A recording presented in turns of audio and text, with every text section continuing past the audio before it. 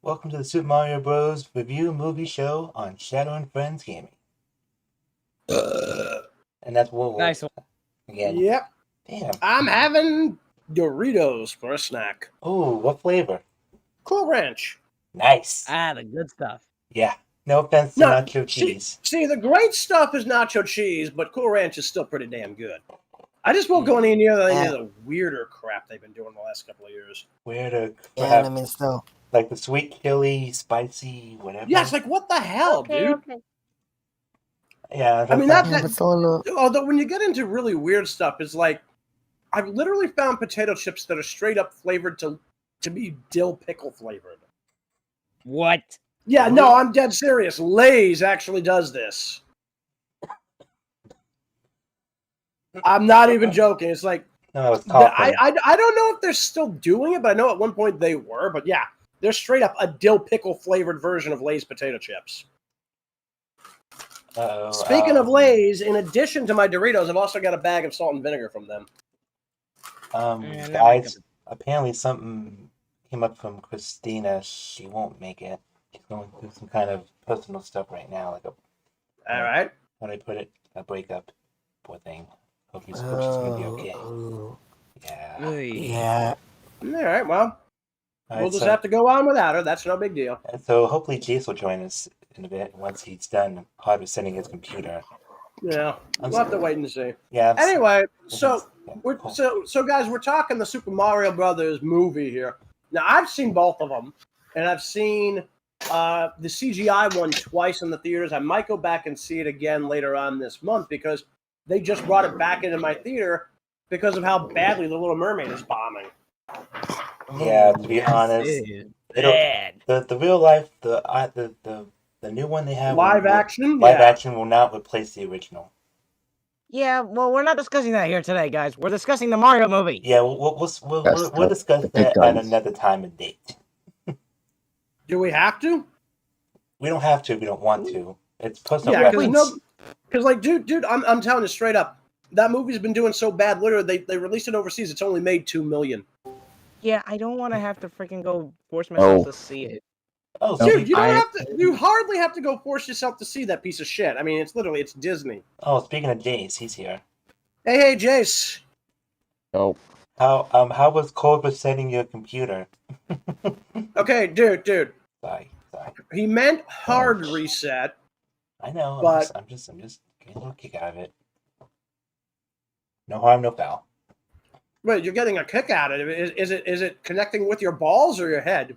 Whoa! Wow, that was just too gross, man. Well, he said he was getting a kick out of it. Dude, he said he was getting a kick out of it. So I was wondering, was it kicking him in the balls or in the head? There might be kids watching this, man.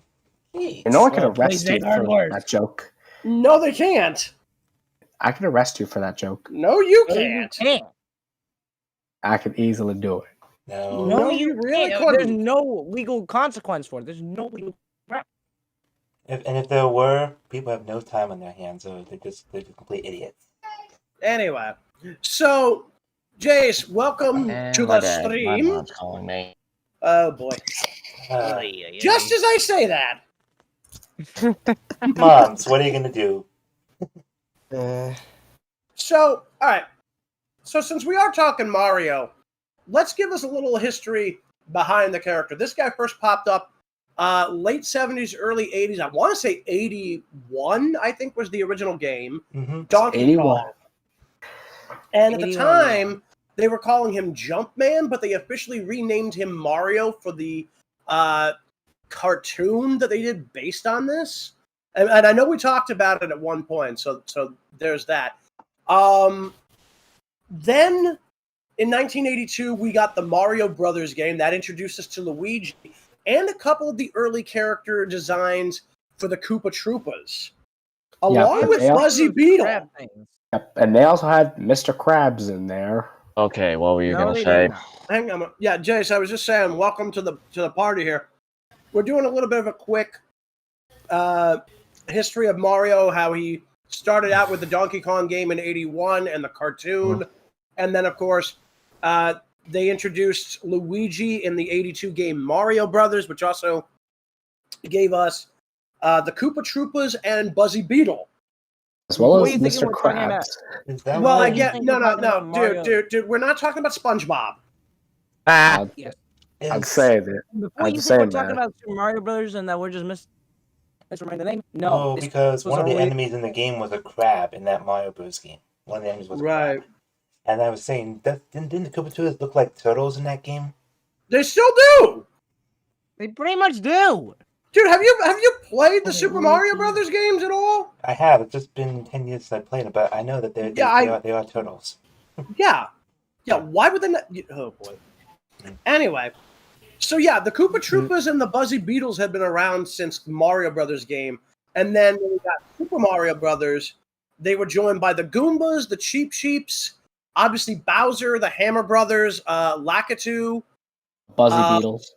I literally just mentioned that the Buzzy Beetles were around as far as the Mario Brothers game in 82. I don't know, but they were redesigned to be more blackish in the NES game. Changing the color design would not be that big of a difference. It's still the same physical design. But And those Buzzy Beetles are invincible, pretty much. you can still stop them and send them sliding. They're not susceptible to the fireballs, but they can be destroyed if you have the Starman power up, or if you've got Yoshi, because he'll just straight up eat them. But, Yeah, but, that is accurate. He's basically Yeah, but- like the Mario Kirby. Dude, but, he predates Kirby. Yeah. but the NES game also introduced another enemy, a blooper. I don't. Right, I know what he's talking about. It's the squids.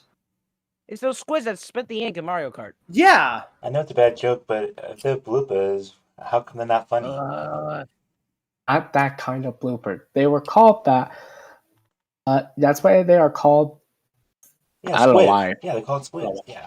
I call them inkies. They're literally just squids because they were designed based around squid. Because you got to remember, the games came from Japan, and squids are a big part of the overall diet in Japan because it's some of the stuff that's available for them to catch and eat in the Sea of Japan. Okay, that makes sense. What do you think calamari is, dude? It's literally squid. I know what calamari is. Sheesh. Yeah, but yeah, the NES game happened. Resulted in 2 more sequels, which one of them surprisingly. Technically 3. Exactly. Because Yeah. I'll explain why. So the original Yeah, the Super Lost Mario- Levels. Yeah, the Lost Levels were originally ported over here for testing. Howard Phillips, the guy from the Howard and Nestor comics, if anybody remembers them from Nintendo Power, yeah, it was Howard was actually based off of a real person. Anyway, Yeah, it was So- the test the game, right? yeah, he was one of the game testers.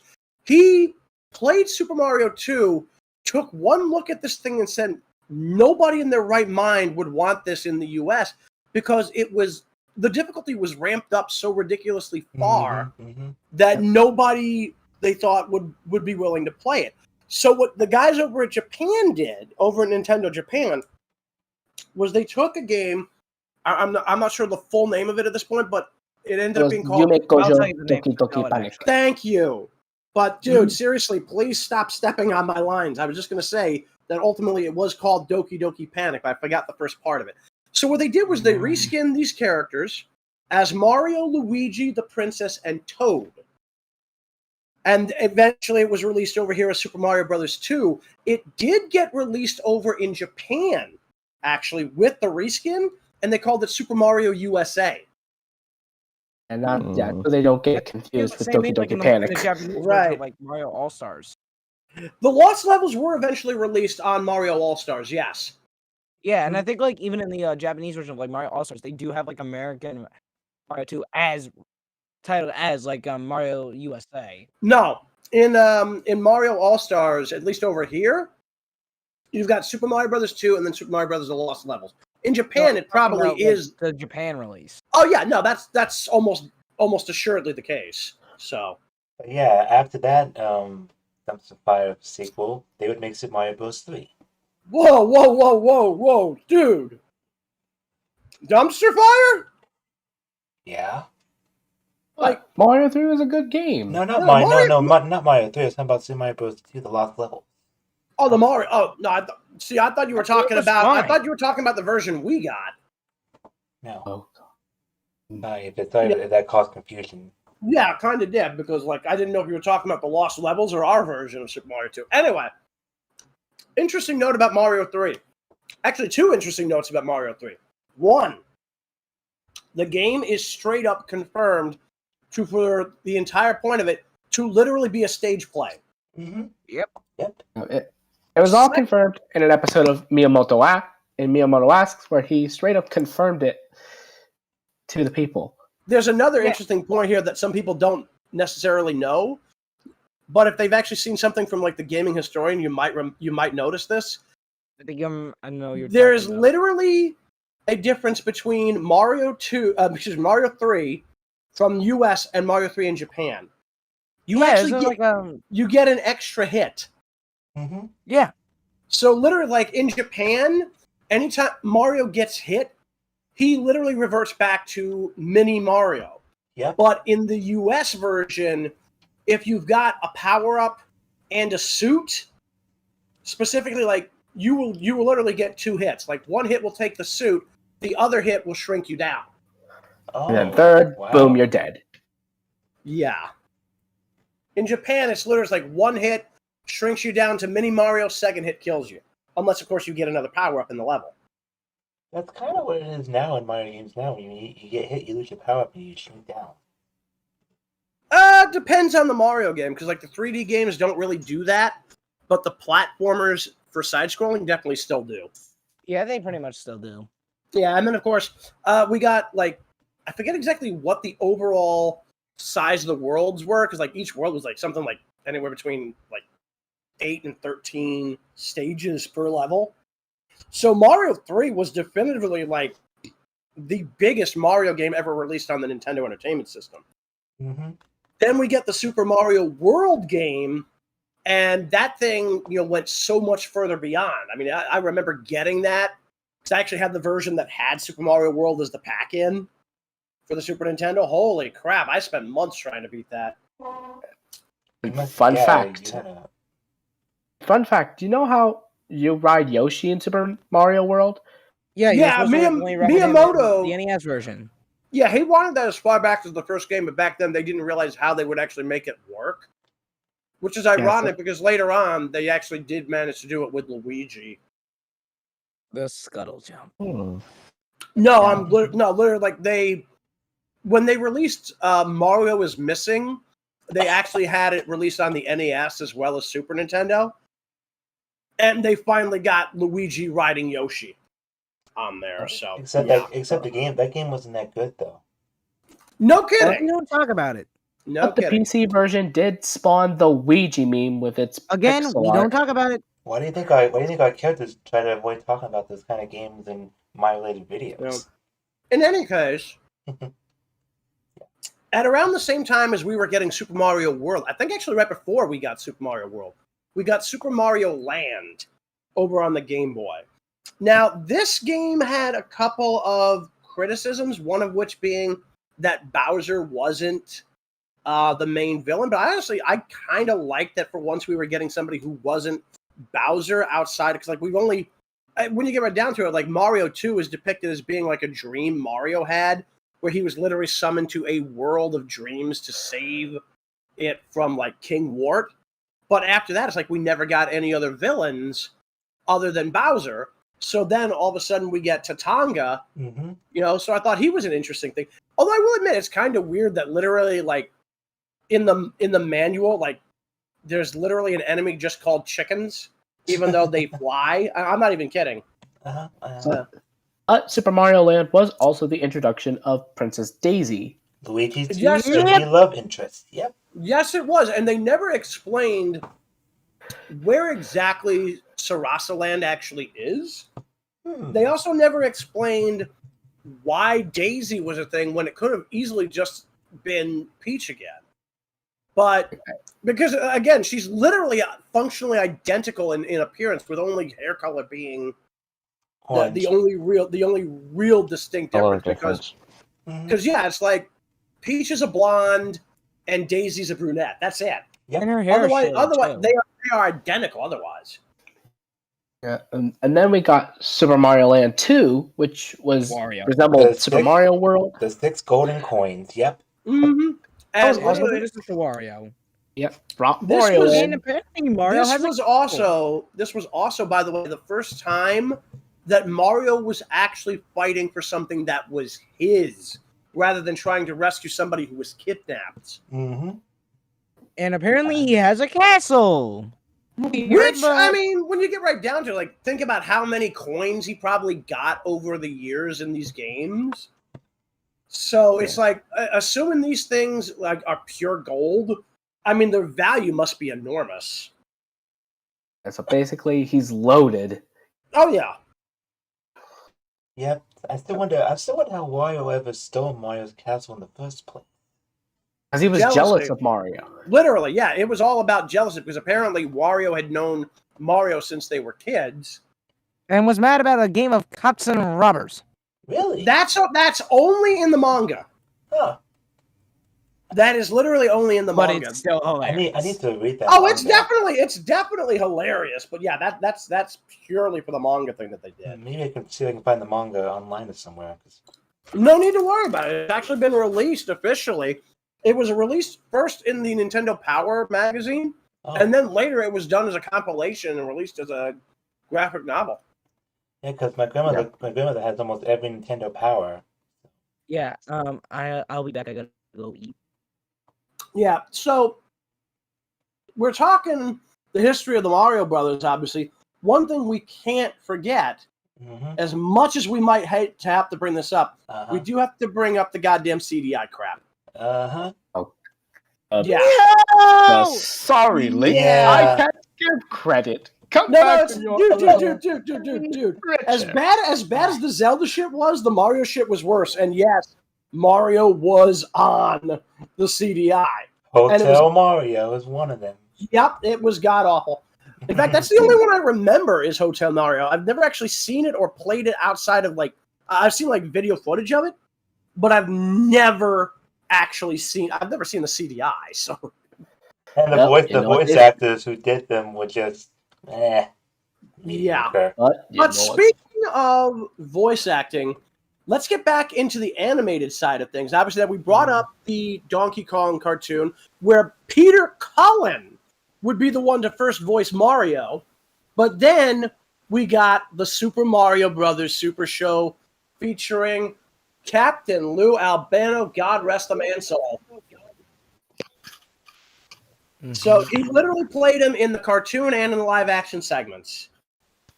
Now, eventually, they did replace the captain with, I forget who, but it was still close enough that I thought it was the same guy. So I thought it was fun, like the Super Mario Brothers Super Show. I remember getting one of the VHS tapes for it. And I think it was Coopzilla was the one that I got, because it's literally the one where they meet a fortune teller in the live action segments after Mario had entered some kind of contest. And during the animated side of things, they go to this stand-in for Tokyo in the Mushroom Kingdom, and Koopa ends up eating some kind of weird thing that turns him into a massive giant. And then Mario has to eat the same thing to transform himself into one. It was Super Sushi. Yeah, something like that. And at the end, Mario accidentally eats what they called shrinking sukiyaki. And it's like, well, you have to wait 1 week for it to wear off. And he's like, well, I guess I might as well finally eat my fill of pasta. Yeah. Funny enough, it would spawn 2 more cartoons, which one of them... The Adventures of Super Mario Brothers 3 and Super Mario World. And I still have my old DVD compilation of Super Mario Bros. 3. Lucky bastard. Yeah.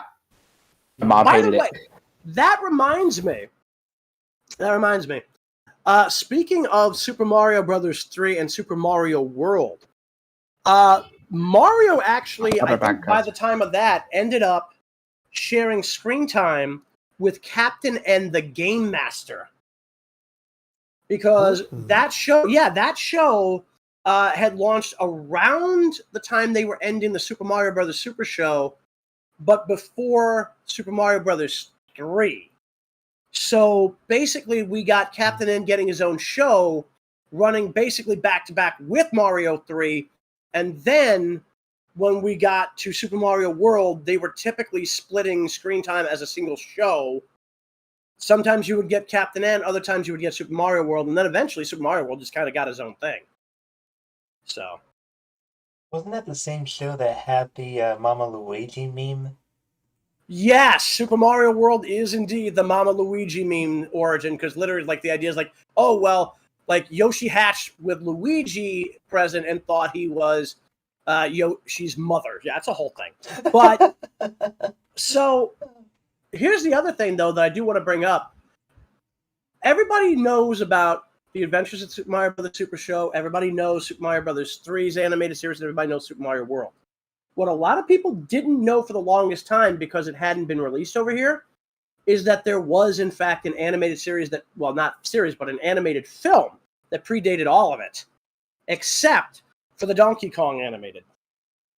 And that was literally Super Mario Brothers, The Mission to Rescue Princess Peach, which you can find on YouTube. You might have send me a link to that when you had this show. I don't think I have it. I probably should have bookmarked it. I don't know if I have bookmarked it, but you can look it up very easy. It's just called The Mission to Rescue Princess Peach. You could also just look under Super Mario Anime. You might find it. Okay. I'll make sure to look that up, because I've never seen that before. Yeah. It's from like 1984, 85. So this was right around the same time they were getting ready to release it in Japan. Or maybe it was just after it had been released. I forget which. But literally, the idea is Mario was playing a Nintendo... I forget what game he was playing. Peach comes out of the television begging for his help. Bowser kidnaps her. And then Mario, Luigi, and this weird dog thing, I'm not kidding, have to go on a quest to rescue her. Mario is doing it because he's absolutely got a crush on Peach. Luigi's doing it because he wants the money, because he found like a bunch of the gold coins. Damn. Okay. Luigi. Yeah, at the end of the film, they defeat Bowser, and it turns out the dog is actually a prince that was cursed into that form. Oh my goodness. And was apparently set to marry Princess Peach. So Mario basically ends up holding the bag. Luigi kind of gets the money, but that's about it. Oh my god, poor Mario. It's kind of hilarious, but because like in Super Mario Bros. 3, you have to rescue a different king that was turned into an animal. Like an enemy. I think that might have even taken some inspiration from that. I could be wrong, but yeah. In any case, so Mario at that point, after Super Mario World's animated series, he kind of went under the radar animated-wise for a long time. And then, of course, in 1993, we get the Super Mario Brothers film featuring the late, great Bob Hoskins. And we get, John Leguizamo as his brother Luigi. Yep, and this is where the whole thing about Luigi Mario came into play. Yeah. Well, to be fair, I think we kind of have to... Okay, dude. Carnom, we're getting something off of your microphone again. Okay, give me a sec to try and fix it. Yeah. So, this film pretty much confirmed kind of what we probably should have always realized anyway. I mean, if they're called the Super Mario Brothers, one has to assume that their surname would have to be Mario. They pretty much confirmed that. Mario. Yep, and Luigi Mario. Hence the Mario Brothers. This is, by the way, for anybody who has seen our videos, if you ever wondered why Sonic introduces them as Mario, and Luigi Mario of the Super Mario Brothers, that's why. Yep. And if you're also wondering why they do Brooklyn accents, because they're from Brooklyn. Shut up. Well, yeah, 'cause these guys here are from actually New York. So yeah, well, no, even in Japan, it was always established that they are supposed to be from Brooklyn. Yeah, speaking speaking of that movie, it just had its 30th anniversary this past week. Happy 30 years, Super Mario Bros. Movie. I meant Super Mario movie, 1993, not the. Oh my Well, god. no, it is straight up called Super Mario Brothers, the Mm. movie. Yeah. Yep. Except So- the difference is Bob Hoskins is Mario, and the other one, Chris Pratt is Mario. No, yeah. Never mind. I thought you were going to reference John Leguizamo for Luigi. Yeah, no. So it's okay, in the original film, we have Bob Hoskins as Mario, John Leguizamo as Luigi. I forget who the hell played Daisy, who for some reason I forgot was it- too. Yeah, for some I got- reason they have Daisy in this movie instead of Peach. I don't get it. I got you on this one. I'm looking it up right now on my phone. And then Dennis Hopper as King Koopa, God rest which his was kind soul. of interesting. Yeah, God rest his And soul. then Yoshi in that movie is just a dinosaur. Oh, Oh, it's Samantha Mathis that played Daisy. Samantha Yeah. Mathis. Wait, are you serious? Yes. Wow. Okay. That's cool. Mathis. Cool. That's bizarre. It's like I haven't heard that name in so long. I didn't realize that was. I honestly did not realize that was her. Yeah. All right. So there you go. Now again, a lot of people, got all pissy and moany about this thing. It's like I went into this knowing there was no way in hell they were going to be able to go direct to the movie if they were doing live action. So I just went in going like, okay, this is just going to be a popcorn movie. I'm just going to go out there and I'm going to enjoy it. And if you go in there expecting, just to have fun for a popcorn movie, it works perfectly fine. I mean, hell, I've got the thing on DVD. I want to get it on Blu-ray. I mean, even Sonic said in one of the videos about that it was a popcorn movie. Mm-hmm. Yeah. We all knew it was a popcorn movie. The sad thing is none of us are eating popcorn right now. No big worries. Yeah. But, so then, like I mentioned, we got nothing really new for, animation. Mm-hmm. But we did get, occasional games. Obviously, we had Mario is Missing, which again was crap. Let's be honest. But we did start getting the Mario Kart series at around this time. It first debuted on the Super Nintendo and has been on almost every system since. It wasn't even originally supposed to be a Mario Kart game? Yeah, no, originally it was supposed to be some just random, racing game. Mm-hmm. But then they figured, okay, let's make it about go-karts and let's have the Mario cast in it. Yeah, because the model for the driver literally just looked like Mario. You kind of did, from what because I've actually seen this on. I'm assuming you watched the Game Historian's video on this. Yeah, I've seen the video. Because at first it looks like it's just a regular Mario Kart game with just Mario's based on the game, but then they realized.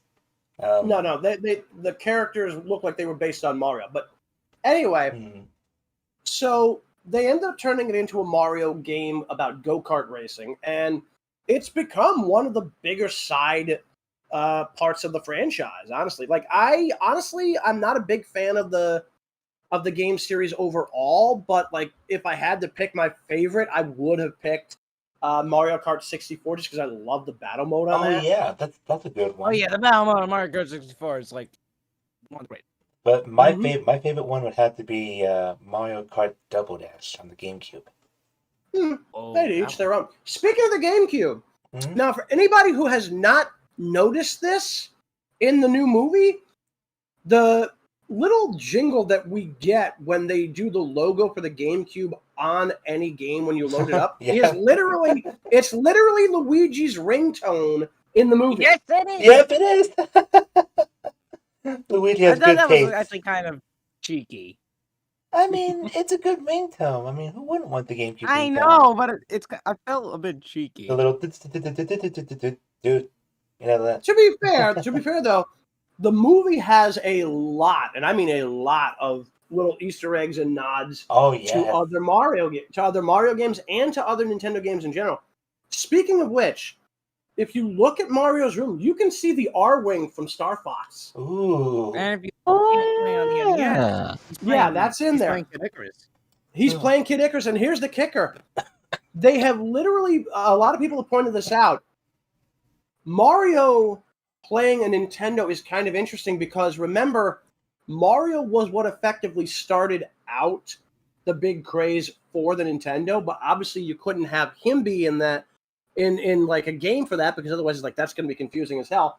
They even had to rename Donkey Kong to Jumpman, and they replaced friggin' Donkey Kong with a Yeti. Because otherwise it would confuse the living hell out of everything, because we end up seeing the Kongs later on in the film. So the other thing I want to bring up is, you notice what else you don't see in Mario's room? What's that? Anything Nothing. Zelda-related? You don't see anything related to Zelda or Metroid. Wow. Yeah, and I think the reason for that is, well, here's the thing. They're basically trying to, I think, intimate that Kid Icarus was the game that launched the success of the Nintendo, which is kind of interesting. Mm-hmm. Because I thought it was kind the of an underrated least... gem. Well, so everybody's going to have their thoughts on it. But in terms of overall sales and reception, Kid Icarus was actually the least successful of the 4 major Nintendo properties. Mario was always the top. Then you had, of course, Zelda, which was like almost neck and neck with it. And then you've had Metroid, which, I mean, they're very, very back and forth with whether or not they're even going to do Metroid Prime 4 at this stage. But we know it's at least being worked on Retro Studios again. I'm not really too sure, but I've never actually played Metroid Prime outside of like the demo for the first game. They're really good games. I played all 3 on the GameCube. They're really good. Yeah, but I have Studios played the is original the team that- Metroid, but I had no idea what the hell I was doing for the longest time. Granted, I was like 5 or 6, so. But I mean, Metroid and Zelda, they were 2 of the most popular games that helped lift Nintendo up the rankings. Heck, Metroid is one no of the games question. that create an entire genre. No question. And Here's here's the thing. folks. On the subject of Zelda, there is talk that Nintendo is looking to do a film based on it. Oh, sign They me were- up. They did get pitched one though at one point by the studio that made like So 2007. the question is, well, no, because there's never been an official Zelda release. If Zelda gets released, then Star Fox deserves one as well. Star Fox would be interesting, but Zelda, the question would be what version they would do, because the original game is technically the second to last in the Fallen Hero timeline. Because remember, Don't question it, folks. The Legend of Zelda has effectively 3 timelines. Yep. So you have, like, the main timeline for this straight up starts with one of the more recent games in the franchise, which of course is Skyward Sword. Yep. Then you got a few others, and then eventually you get to Ocarina of Time, and that's where you have the timeline split. In the game, if you defeat Ganon, Zelda sends Link back to relive the 7 years he missed. Effectively sending him to just before the events that led to him even getting the Master Sword even happened. I still need to play Ocarina of Time. I have yet to play it. Yeah, hang on a minute. So the thing is, they revealed that even though he goes back to the past to alter history, the timeline that he did save as Teen Link is still active. So literally, this is why you have the child timeline and the adult timeline, each one having its own line of games. There is, however, a timeline that exists with the idea of what if Ganon actually won, and that's what leads us to the... They don't really have an official timeline name for this. Some people call it the defeated timeline. I think calling it the fallen timeline isn't a bad idea, but I think the dark timeline I'm pretty sure they did would call be it the better. fallen timeline. No, it's just because they called... were like an official book about the Zelda timeline. Yeah, no, again, Hyrule Historia does not give it an official name. They just say, like, if the hero is defeated, this is the branch it goes down. And that's where we get Link to the Past, then Link's Awakening, then the Oracle games, then Zelda 1, then Zelda 2. Now, originally, Link's Awakening was supposed to be a sequel to The Adventure of Link, but they decided to change it around, which is weird. Yeah. But Maybe that was for the best. Yeah, but the fact that they're it's debatable. But either way, the fact that they're looking to do a Zelda movie is kind of interesting because if they decided to do a cinematic universe, they have a way to have Mario and company meet Zelda and company if they wanted, and that's entirely the warp pipes. Yeah, but also, this leads to another question. Will Link get a voice? Yeah, I wouldn't be surprised because, dude, it wouldn't be the first time. There are a couple of reasons. First off, he can make sound. Mm-hmm. Yeah. And we know he makes grunts, yes. But yes, I but mean, here's the other. No, I get that. But in the original Legend of Zelda animated series, he straight up talks. Yep. Yes, I know. Especially that famous line. So, excuse me, princess. Yeah. So, excuse me, princess. So here's something that a lot of people do seem to forget. Oh boy. In the game, even though he doesn't have any recorded lines, Link does talk. Yeah. So literally, when you are given options for Link to respond to somebody, the idea is that he is responding. But the reason they never gave him recorded lines was so that you as the player could make up what he was saying. Oh, imagination. Right, giving you a little bit of a chance to project yourself onto Link. This is why also initially you could put your name in and they would call him by the name you put in, not Link. Yeah. The only reason, I am error. Zip it. No, I'll get to that in a minute. Actually, that's actually kind of interesting. So, the reason why that they haven't done that in recent, games such as like Breath of the Wild, Tears of the Kingdom, and Hyrule Warriors, is because they are actually using full voice acting, something they had not done prior to that point. This is why, literally, even though you had some voice sounds or clips, I mean, you look at Midna from Twilight Princess, which, by the way, is my favorite Zelda game. One of the best. Yeah. But, I mean, the whole reason for that is literally because it's they still wanted you to be able to put your own name in. Once they decided they were going to have full recorded dialogue, they decided it would just be easier to just straight up have him be called Link by the people around him, rather than, having it be your name, but them still saying Link. You think it's weird when I first played the game, when they said Legend of Zelda, I thought the character I was playing was Zelda. A lot of people did. Yeah, everybody thought that. That's a lot of running people joke. did. It kind of became a meme that is is. called The Legend of Zelda, but the main character is Link. So, yeah, that's a whole thing. Yeah. But the thing is, they've also proven that the warp pipe thing could work as a means to do a crossover between Mario and Zelda, because they did this with Captain and the Game Master. Yep. Because they literally had this be a crossover with the original Zelda animated series, although they toned Link down a bit to be less of a sarcastic ass. Which, let's be honest, he was. Well, to be fair, he kind of had a reason to be, but... By the way, interesting note, a lot of people may not be aware of this, but even though he's often been depicted as blonde, in the original game and the sequel, he was a brunette, which is why they made him well, I'm saying, I know you guys knew that. I'm saying most people don't, because most people are used to seeing him depicted as either straight up blonde or dirty blonde, but he was originally a brunette.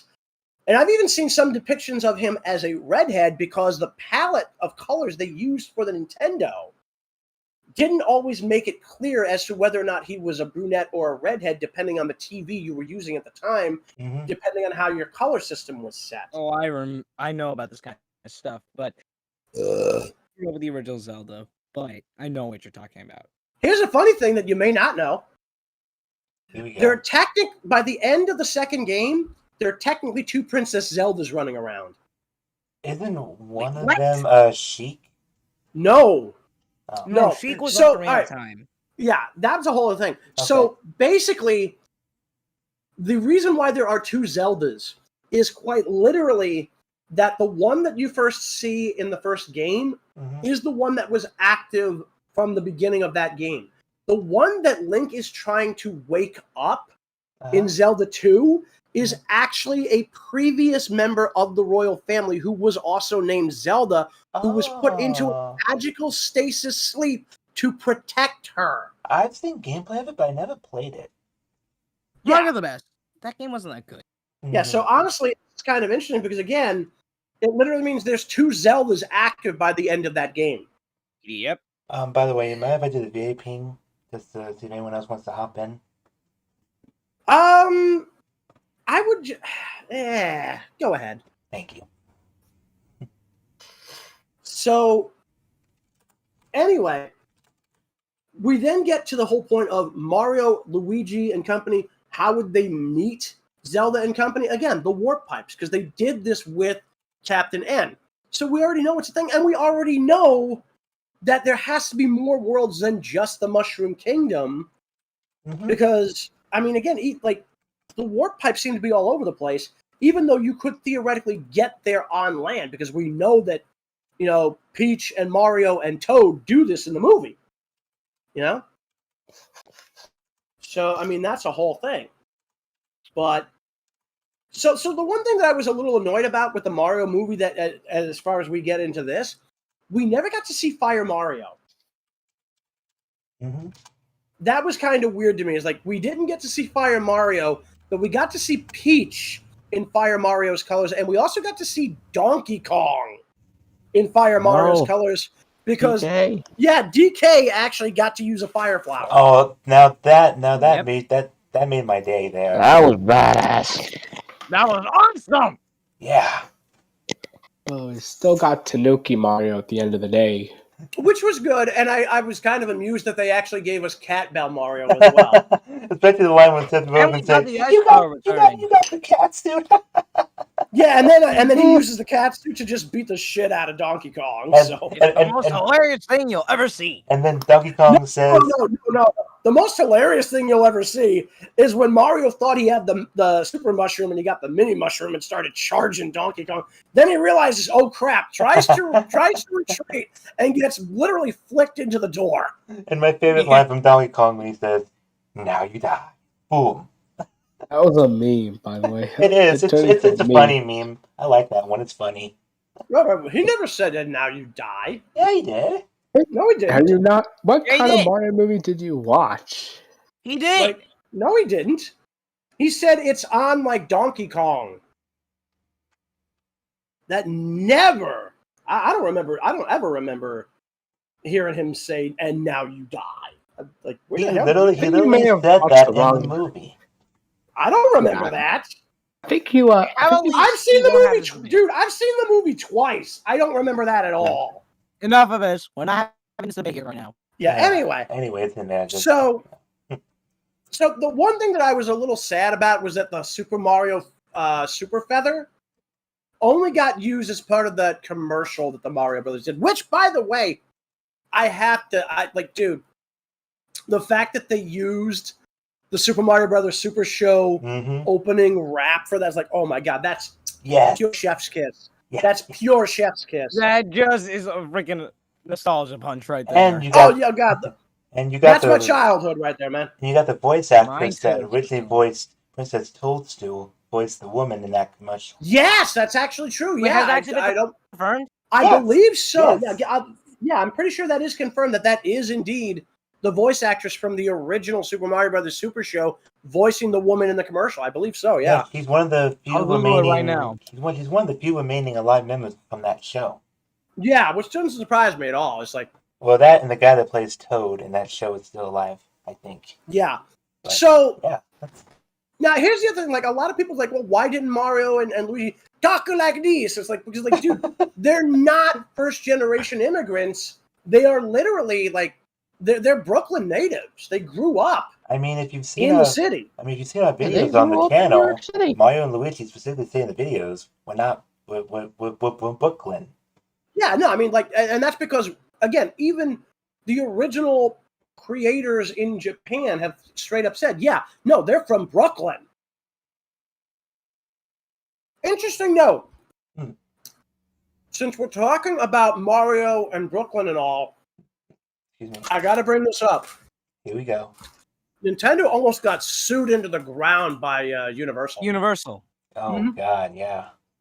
And speaking of things, they also got sued again for their mobile Mario Kart game this past couple of days. That's a whole other thing. But no, this was back in the early 80s. So, folks, for those of you who are not aware of this, because, like, again, most of us do know what I'm talking about. Mm-hmm. So for those of you who don't, by the way, is anybody getting any kind of feedback off of the fan on my microphone? Because I've got noise suppression on. No, you're good, man. I got an air mover going on in the background, and y'all I can't hear it. Well, I've got a partial hearing loss in both ears, dude. You know that I wouldn't have been able to hear that unless you literally had it right up against the microphone. Anyway, so when Donkey Kong first came out, basically Universal sued because they were trying to say that it was a ripoff of King Kong, with the reasoning being that he basically goes up a construction site and is holding Pauline hostage. Basically, the problem though was for Universal was that, and this is still actually kind of true to this day, the rights regarding King Kong are a mess, particularly as to who holds options to what. So at the time, Nintendo was able to beat this lawsuit for two very specific reasons. One was the fact that this was a video game about a guy, running around a construction site trying to rescue a girl from an escaped monkey from the zoo. Because again, Kong was supposed to have originally been like in a zoo. He escaped. Mm-hmm. And, despite his bizarre size, he's not King Kong. So there's number one. Number two, at one point, and they actually were able to successfully argue based on this, the Dino De Laurentiis, or Lorian, whatever the hell his name is there, the remake that was made in 1977 was literally made based on the idea that because it had been decades since the original trademark and copyright, that Kong was supposed to be in the public domain, which at one point was in fact ruled to be the case, despite the fact that Universal was trying to assert rights that theoretically it should not have had, simply because, again, like, it had been decades since King Kong had been released. It tried to claim itself with the copyright when it didn't. They were trying to claim copyright and they were trying to claim trademark. The problem was, although Universal had been the distributor back in 1933, I think it was, when the first one came out, there had been no attempts to renew the copyright because there had only ever been King Kong and Son of Kong. So the Dino De Laurentiis group had successfully argued that it meant that the rights had fallen into public domain, and thus they could make that 1977 remake. Nintendo then used that ruling, which did run in the favor of the De Laurentiis group, that said, even if you could have made the argument that these are the same kind of characters, Kong is supposed to be in the public domain.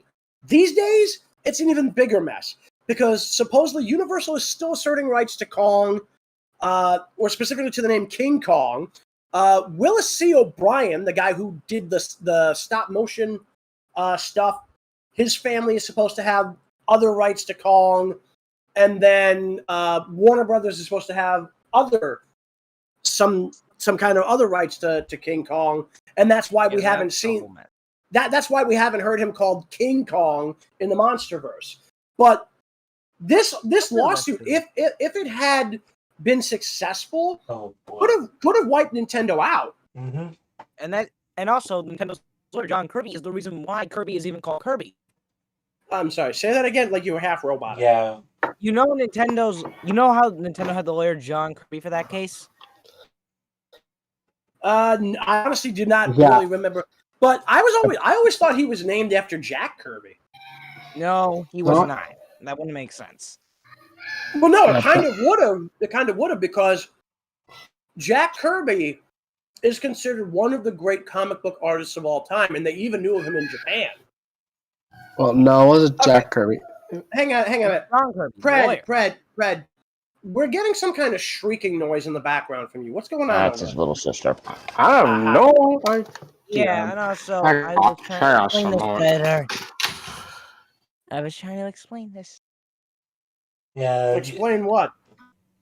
No, like I was trying to say about like how it was John Kirby. Ah, yeah. Yeah. Like I said, I always just thought he was named after Jack Kirby from the comics. Which is a fair thing to think, but no, it's actually named after the lawyer John Kirby, who was Nintendo's lawyer in that case. Really? Well, that's Okay, a that that's a makes nice sense. little nod. Then that's okay. Yeah. If you're right, then yeah, that's a very nice little nod. I mean, granted, it took like almost 15 years after the fact, but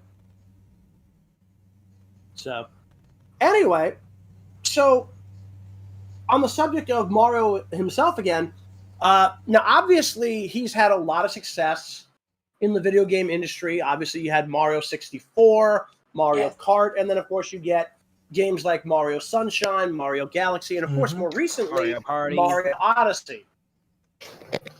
Yeah, I was never a big fan of the Mario Party games, but yeah, no, that's true too. But yeah, Odyssey's a good game. I still gotta get a Switch so I can play Party it. is like really good. Dude, I still gotta get a Switch so I can play fucking Breath of the Wild, man. Oh, me too. Me too. I haven't played Odyssey on my Switch. I don't have a copy. Yeah, I yet. played the I'm demo working on that. for Odyssey. It's pretty Oh, yeah. fun. Yeah, it is. So I'd love to play that. I'd love to play Breath of the Wild, and I only want to play Tears of the Kingdom. You want to know something But- interesting about Breath of the Wild? I'm sure there's any number of interesting things about Breath of the Wild, but go ahead. Yeah. Technically, the Switch version is a port of the Wii U version. Yeah, it is. It is. I've heard of that. Actually, no, they were released at the same time. Oh, right. Yeah, they were. That's why I said technically. Well, no, it's not technically because again, literally they were released at the same time. Therefore, neither one is a port of the other. And Actually, it is a technically because the game was being developed for the Wii U, so many but technicalities. development time is lining up for the Switch. So they And- decided to do both. So therefore, at that point, though, because they decided to do both before it was ever even finished, it's not a port because they literally just decided, fuck it. It's still got the same control system.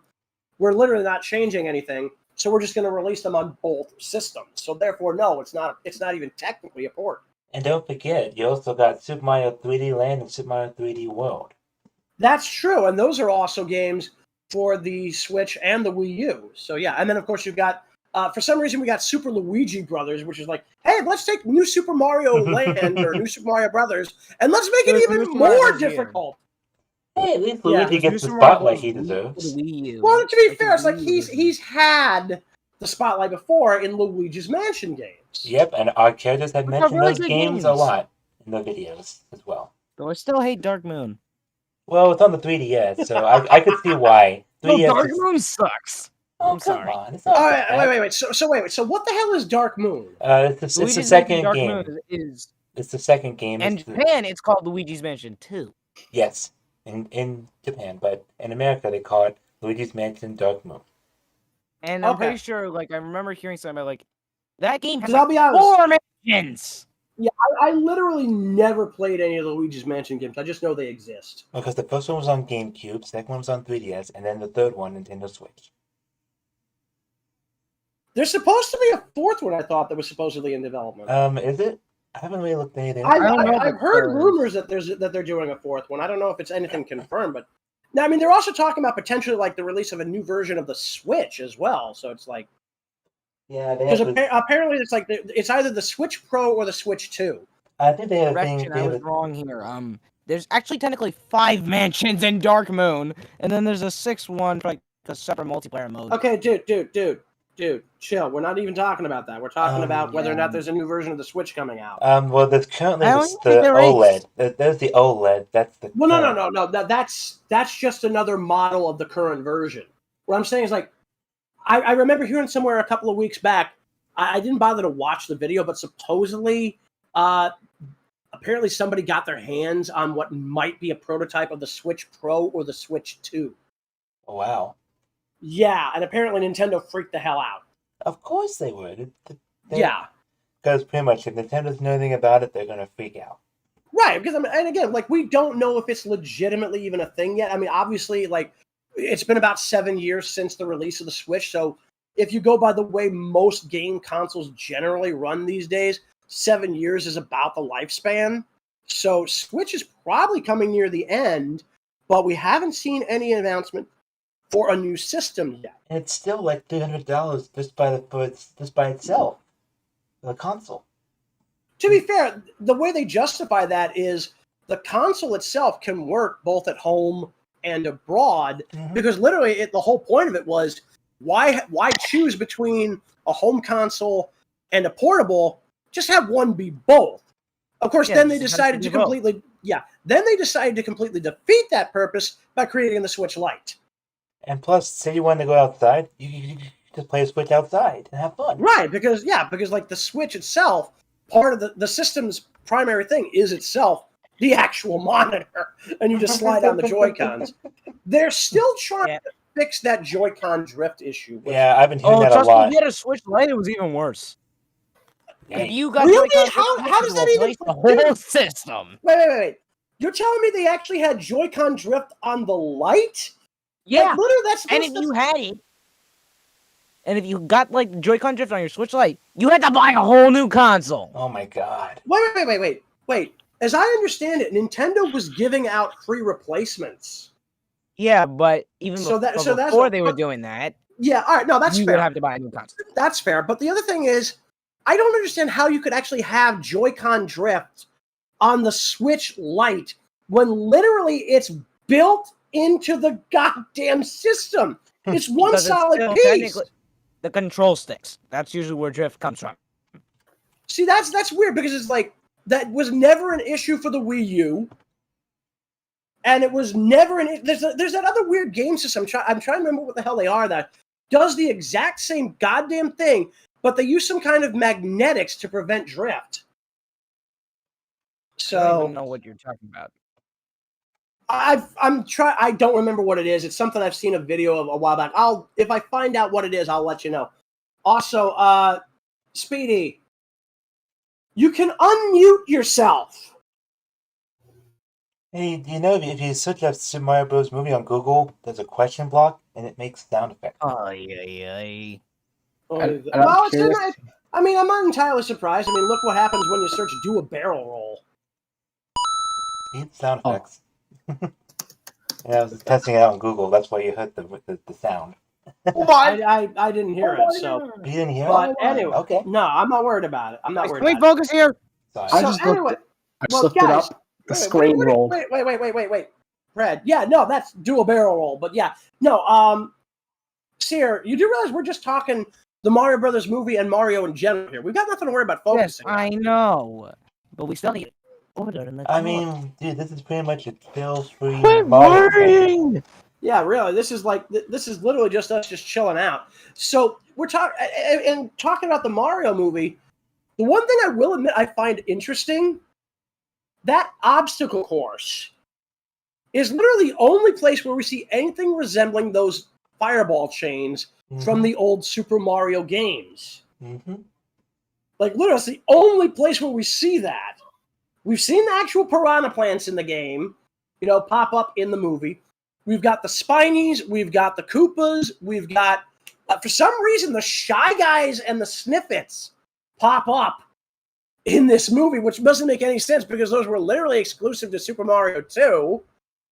So it's like, okay, I'm wondering, like, does that mean they can actually get into Subcon? Because that's weird. But I honestly, like, again, this whole movie was basically a love letter to like the last 50 years worth of Nintendo as a company and the games overall, at least for the Mario related stuff.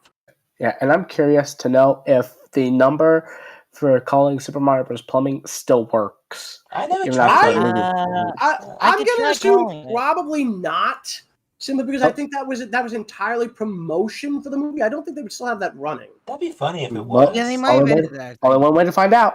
We don't need to worry about it right now, honestly, because again, it's like we're in the middle of this anyway. That'd be funny So- if We'll it do did it. work.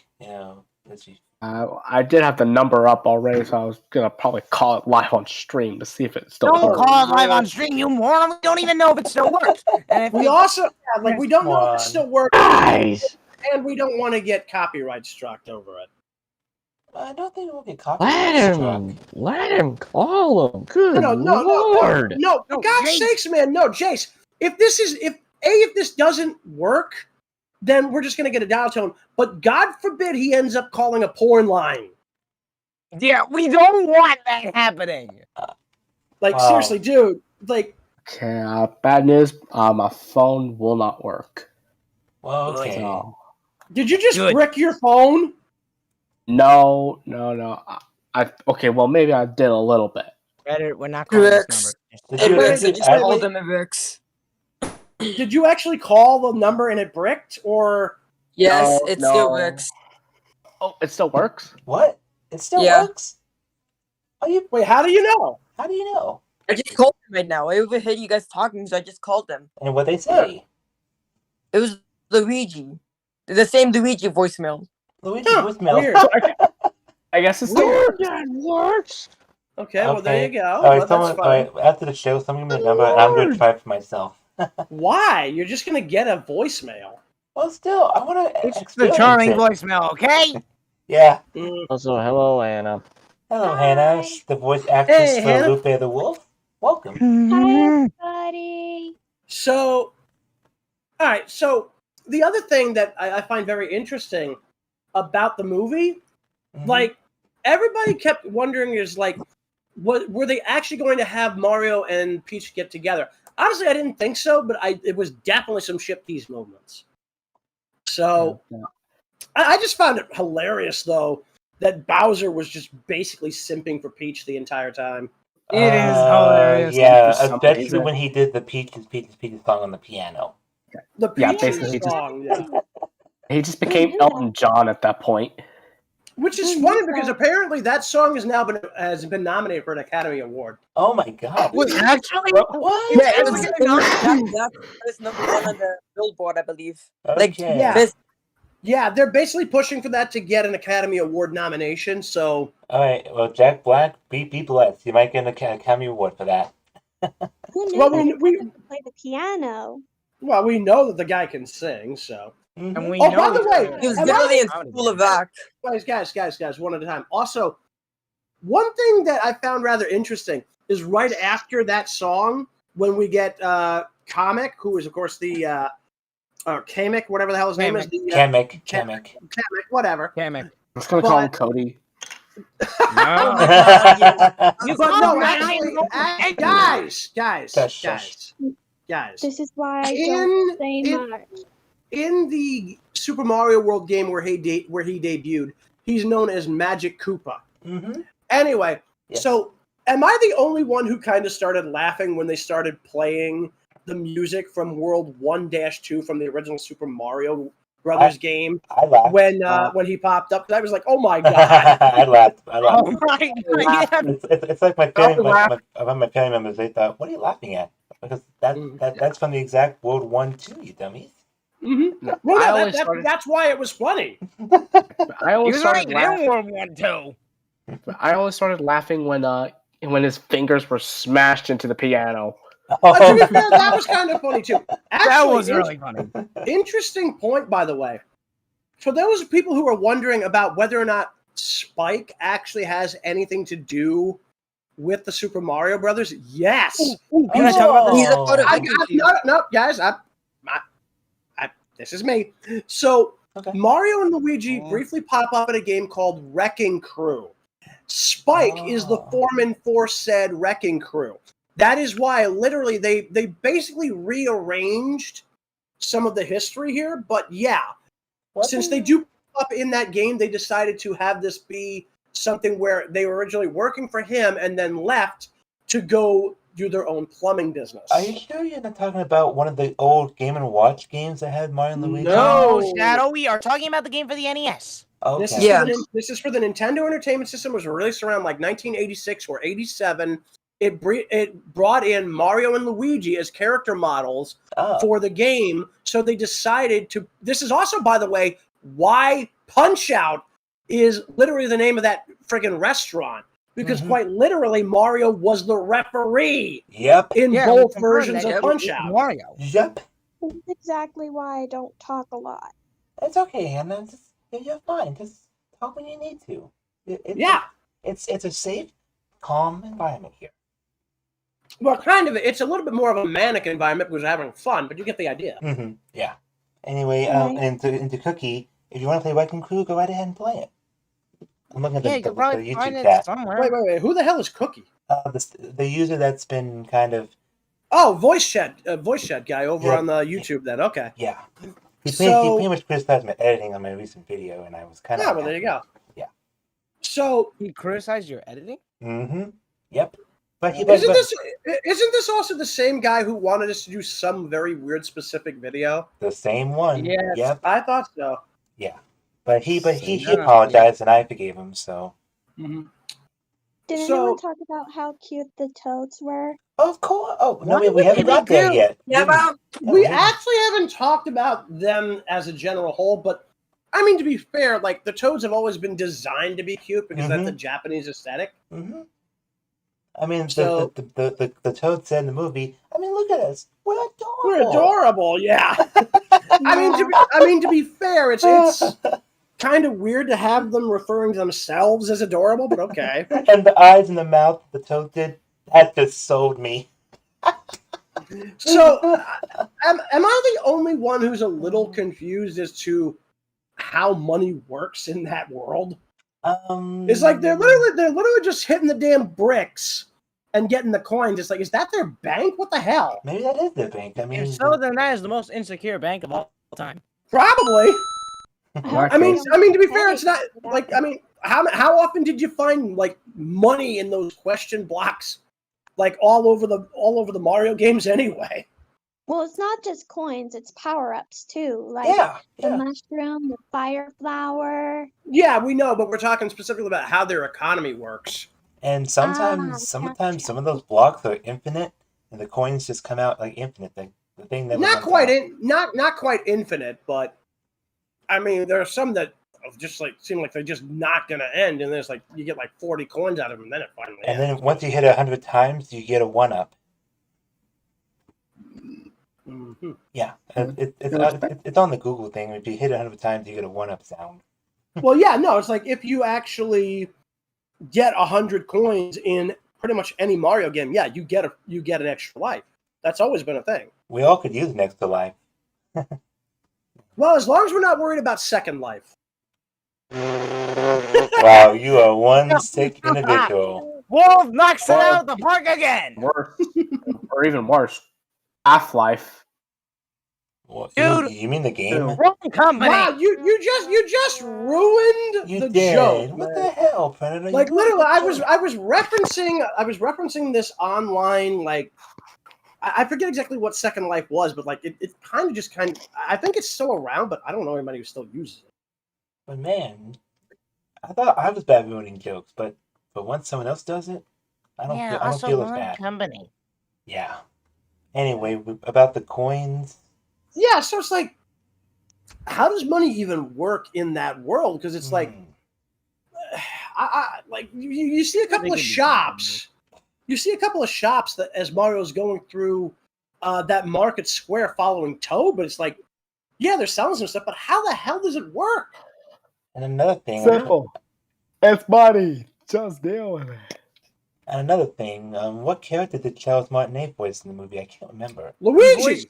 He voiced Mario's dad and some random guy. Oh wait, no, yeah, Charles Martinet. Yeah, no, he voiced Jumpman. That's Giuseppe. Oh, nice. Who was the guy? Boy. So Giuseppe. All right, do you remember at the start of the movie where the Mario Brothers had that commercial? It's like, and Mario's like, "Do you think the accents were overly too much?" Yeah, Yeah, I remember that. That was Charles Martinet, and he's designed to look like Mini Mario. Oh, nice. So there's that, and then he also played Mario and Luigi's father. That was pretty cool.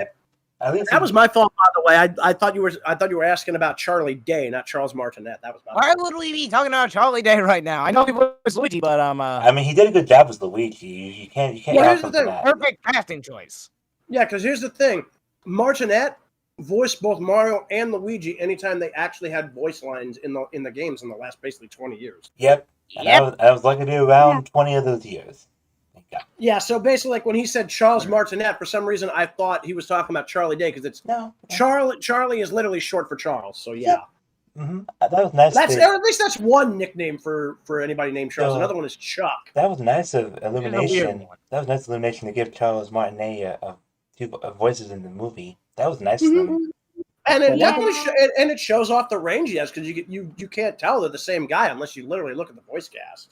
Yeah, I didn't even realize that it was I knew it was Martinet as like Giuseppe, but I didn't know he was Mario's father because it sounds completely different. Yeah, I mean, you actually wait for the actual cast list to scroll by because like they give you those stylized cast looks, but then they give you the actual cast in alphabetical order, and that's where they list that. Yeah, he's basically playing both of those roles. So. This movie was pretty good, especially when it's done by Illumination. They actually did a good job on this, even though the Minions movies aren't really your kind of thing. But there's one thing I did like about the movie completely, and that would be of how much they were able to reference without it getting in the way of the actual story itself. Yeah, this is why I brought back the ice flower. Yeah, dude, this is literally why I said it's literally a love letter to the last 50 years of Mario because they were able to reference so much of it.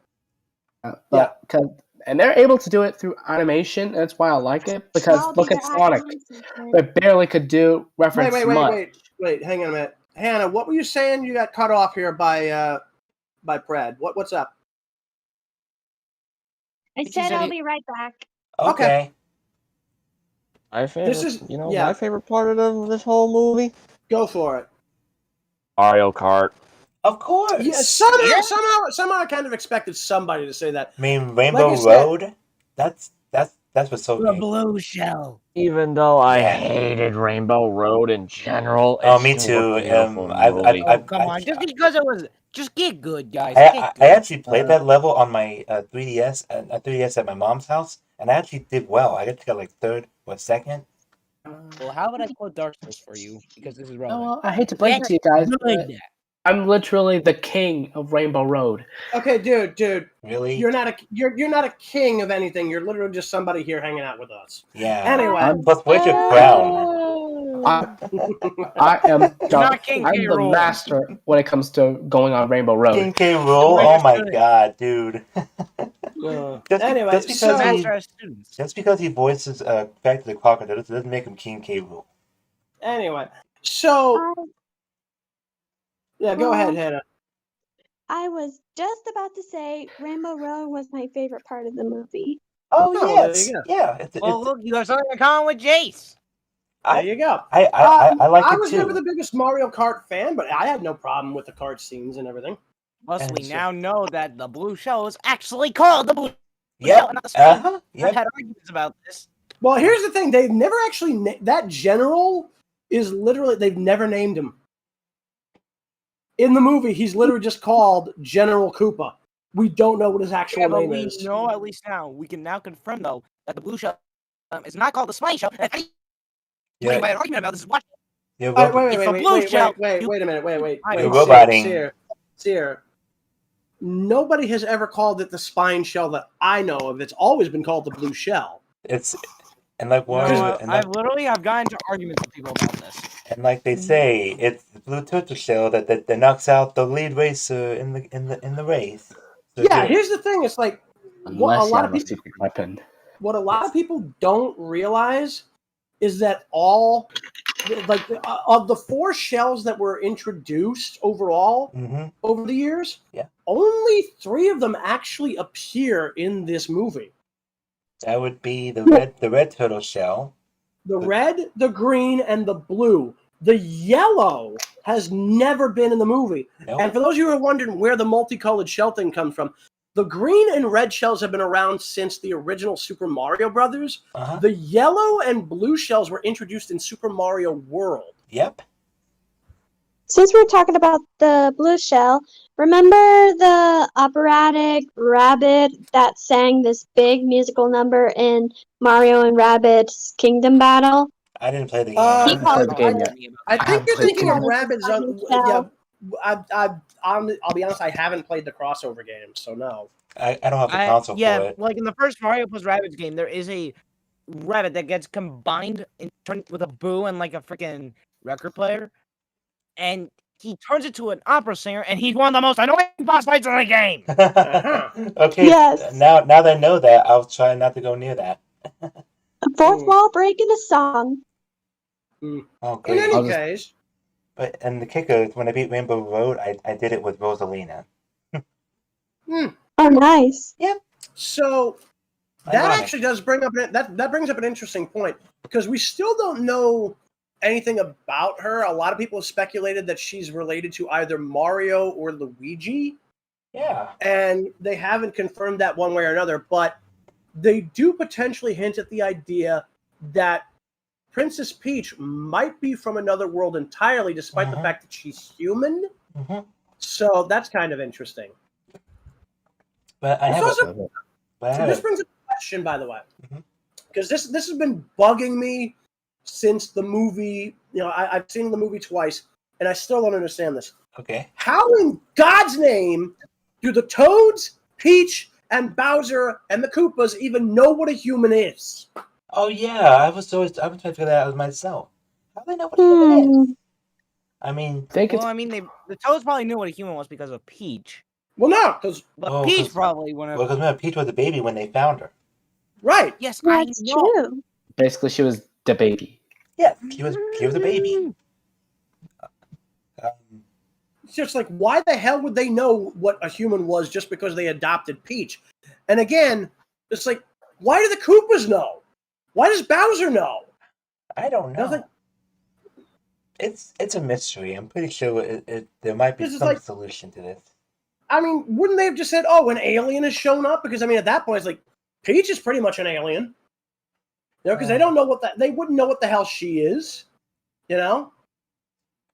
So I thought that was pretty cool. We got a backstory for Princess Peach, though.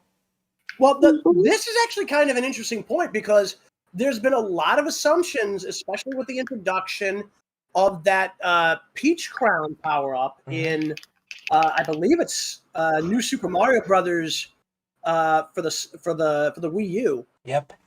Where they introduced that crown that suddenly turns the female Toad into Princess Peach. That's New Super Mario Bros. U Deluxe. I think that was Mario Bros. U Deluxe. Yeah. Whichever one. That's why I said it was for the Wii U. Yeah. And it's from no, U Deluxe. We're talking about the Switch port. So it's from like Toadette to Peachette. And then what's one of the stupidest things there? Right, thing. And a lot of people assumed that Princess Peach is literally just a Toad who was altered by the crown, but we know that is not the case now in her current backstory. So. Thank God we finally got a backstory that makes sense. Yeah, in a way. She never had a backstory to begin with. Well, now she does. By the way, now this is something I do need to bring up. Okay. Do you remember I was talking about Daisy earlier? Yes. Daisy. Princess I know Daisy. her. So here's an interesting thing. Although Peach has always been depicted as a blonde in Japan, her art style and her colors depicted her as a brunette in the original two games, which is why in the original animated material, she's a brunette in the US, but they eventually swapped that around when they introduced Daisy, which is weird. Because remember, in the Super Mario Bros. Super Show, Toad still had brunette hair. Yes, and that was another thing, by the way. For whatever reason, they chose to call her Princess Toadstool when they brought her over. But she was always known as Princess Peach in Japan. They did eventually find a common ground with this, where apparently her full name is Princess Peach Toadstool. Makes sense. It certainly does, but it's one of the few things about her that does make sense. Only thing is, we're not making money out of this, sadly. Well, we're not making dollars either, yeah. So not even making sense. Now, one of my favorite characters in the movie has to be Donkey Kong, voiced by Seth Rogen. Honestly, I don't like that damn laugh he seems to do in every goddamn movie. Yeah, it's like, again, it's like, I'm just wondering, Does he have this in his contract that he has to do that every time? Oh, and if so, is that something the studios want to do, or is it something he wants to do because he knows it annoys the piss out of people? Oh, I think I think that's sound effect. Take a listen. They want his voice. There it is. Oh my God! Never do that again. Sorry. To be fair, there has been this meme that's been going around when the movie hasn't even came out yet. And that would be... It's the one where Donkey Kong's like, okay. Oh, no, you died. Oh, the cat suit. A bunch of random things. We actually talked about that earlier, to be honest. But... Yeah, we did talk about that whole fight scene. Yeah, we did bring that up. I brought it up first, but yeah, it's a funny meme on the internet. It's on Twitter. Yeah, it's like, dude, everybody knows about that at this point. It's like, but because again, like the funny thing is, yeah, he got the cat suit, and then he beat the crap out of the monkey. Monkey. Imagine a monkey getting kicked by a cat. We know that Donkey Kong exists again. We know Dixie Kong exists again. It's the Kong. It's the Kong family. Of course, they exist. Give us Funky Kong, Wait. One at a time. Guys, one at a time. One at a time. Number one, Sear. Nobody ever said that the Kongs didn't exist. No. I said exists again because we haven't seen some of them in like ages. Well, again, they never stopped existing. They just haven't been used in a while. Yeah, the last time they were used was Donkey Kong 64. Missing the joke entirely. Well, we don't understand it's a joke. Dear, calm down. Jeez. Anyway, as I was saying, the last time we saw all the Kongs was Donkey Kong Country games and Donkey Kong 64, and of course and the newer games like Tropical Freeze. Yeah, for the Wii. Yeah. What about the series? What about the series? Which series? That Donkey Kong Country. I know they sing at least 2 songs per episode. Yeah, again, though, here's the thing: though, most people didn't know about that show, and honestly, the people who do don't like it. Yeah, the CGI on. What the hell was that? What was that? It's touching GameCube controllers again. I did it. Predator. And dropped. Be careful with those controllers; those are fragile. Don't even think about clicking them, or I will freaking end it. Now, what was I saying before? You better chill your goddamn jets here. You know I'm a bit more volatile right now. But here's the thing, though, Sear. If you keep that up, I'm gonna get out the screaming dog. As I was saying... Oh, I'm sorry. I'm a bit more volatile. I'm not allowed to be. Can I finish my thought, please, before I bite my tongue? Thank you. Just hurry up before I lose my mind. I was trying to say... Why would you bite your tongue? Because I'm trying to get a word out and trying to avoid not biting it.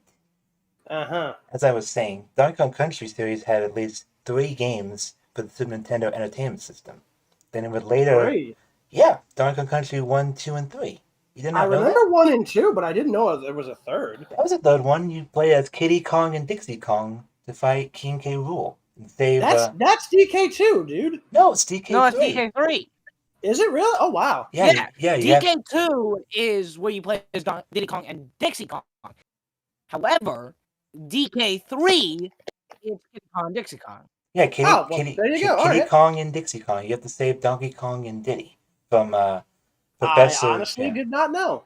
Mm-hmm. I like I said, I heard about the first 2. I own the original for the Super Nintendo. I never heard that there was a 3rd one. Also, Stronger. We don't really show movie trailers during the live stream, so I don't know any type of. We're not showing movie trailers. Don't even think about it. Yeah. So, actually, speaking of Donkey Kong Country, like I never got too far in the game. I got as far as I think like that first minecart thing. But I'll tell you right now, my all-time favorite goddamn music from that game is the goddamn water level. It's like that music is gorgeous. Is it the one? That's facts. Is that the one where you use On Garde to get through the water? If you're talking about the swordfish, then yes. Yep, that's what I was talking about. Yeah, I think that's like the 2nd stage, isn't it? I believe so. I have to be played. Like that music you get in that first underwater stage is gorgeous. It's gorgeous, all right. Now back to the movie, and I was going to mention Bowser. I mean, they did a good job hiring Jack Black to voice Bowser. Honestly, right? I thought he was perfect. He was perfect casting. Yeah, he stole the show, to be honest. I kind of felt like Bowser was gonna do good because, like, the voice. Anybody heard of Tenacious D? I had not. Yeah, we know. Guys, easy, chill, one at a time. First off, no, not everybody necessarily would have heard of it because I certainly didn't, but I know him from Kung Fu Panda, so I already knew he was good at voice acting. Speaking of Kung Fu Panda, they are making another one. Yes, that is Why? confirmed. You don't need to. I don't know. Well, here's the thing, though, Sear. They had originally said that if they got the chance, they wanted to do 6 films, and I'll admit, like, Kung Fu Panda 3 feels like it's a perfect cap, but if they've got a good enough story, I could see them doing a Kung Fu Panda 4. And you still got Jack. I feel like Kung Fu Panda 3 would have just been the perfect place to end it off on. Again, they originally said they wanted to do 6, and if they've got a good story, I could see them doing it. Yes, obviously, the trilogy feels like it is a perfect cap, but I mean, if they've got a story they think will work, I say let them take a shot and see where it goes. And as long as you still got Jack Black reprising his role, then you're as far as I know, I think they're bringing back pretty much the entire cast, at least as long as none of them have died. I think they're all still alive. I think I think the 2 that we would most have to worry about would be Randall Duck Kim, who plays, what is it? I can't remember if he plays Ping or Oogway. Pretty sure it was Oogway.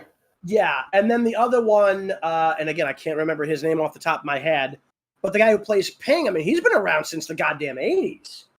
In fact, I literally, the first time I ever encountered him was in an episode of The A-Team. Randall Duke Kim of Oogway. Yep, I'm looking up right now. Who's the other one? Who voices Ping? Ping. I'm looking up right now. Ping. And in the meantime, before they left, did anyone answer the question, what's Luigi's mansion? Yeah, we already talked about that before. It's literally we literally gone through almost the entire series. James Hong. Hong. Say that. James Hong. Thank you. You're welcome. Yeah, that's right. He's been around for a long time, and he was literally, like I said, the first time I ever encountered this guy, he was a guest star in an episode of The A-Team. So he's been around since the 80s. So that's why I was like, between him and Kim, because I don't know how old Randall Duck Kim is, but again, James Hong looked like he was in his mid 40s to early 50s in the A-Team episode, and it's been almost, 30, 40 years since. It could be just the genetics screwing him over. What? It's genetics also screwing him over. Genetics? But at the same time, I think genetics. And speaking of the crew coming back, back, you look older than you actually are. Like and usually you see it done in reverse though. It's where it's like people have like the baby face. And also speaking back to the Kung Fu Panda, they bring back Dustin Hoffman, Angelina Jolie, Seth yeah, Rogen, like I and said, Jackie as far Chan, as and Lucy yeah, as Liu. far as wait, who's Angelina Jolie voice? Tigress. Tigress. What you Wait, mean? that was her. All right, guys. All right, stop. Sorry. So Jackie Chan voiced Monkey.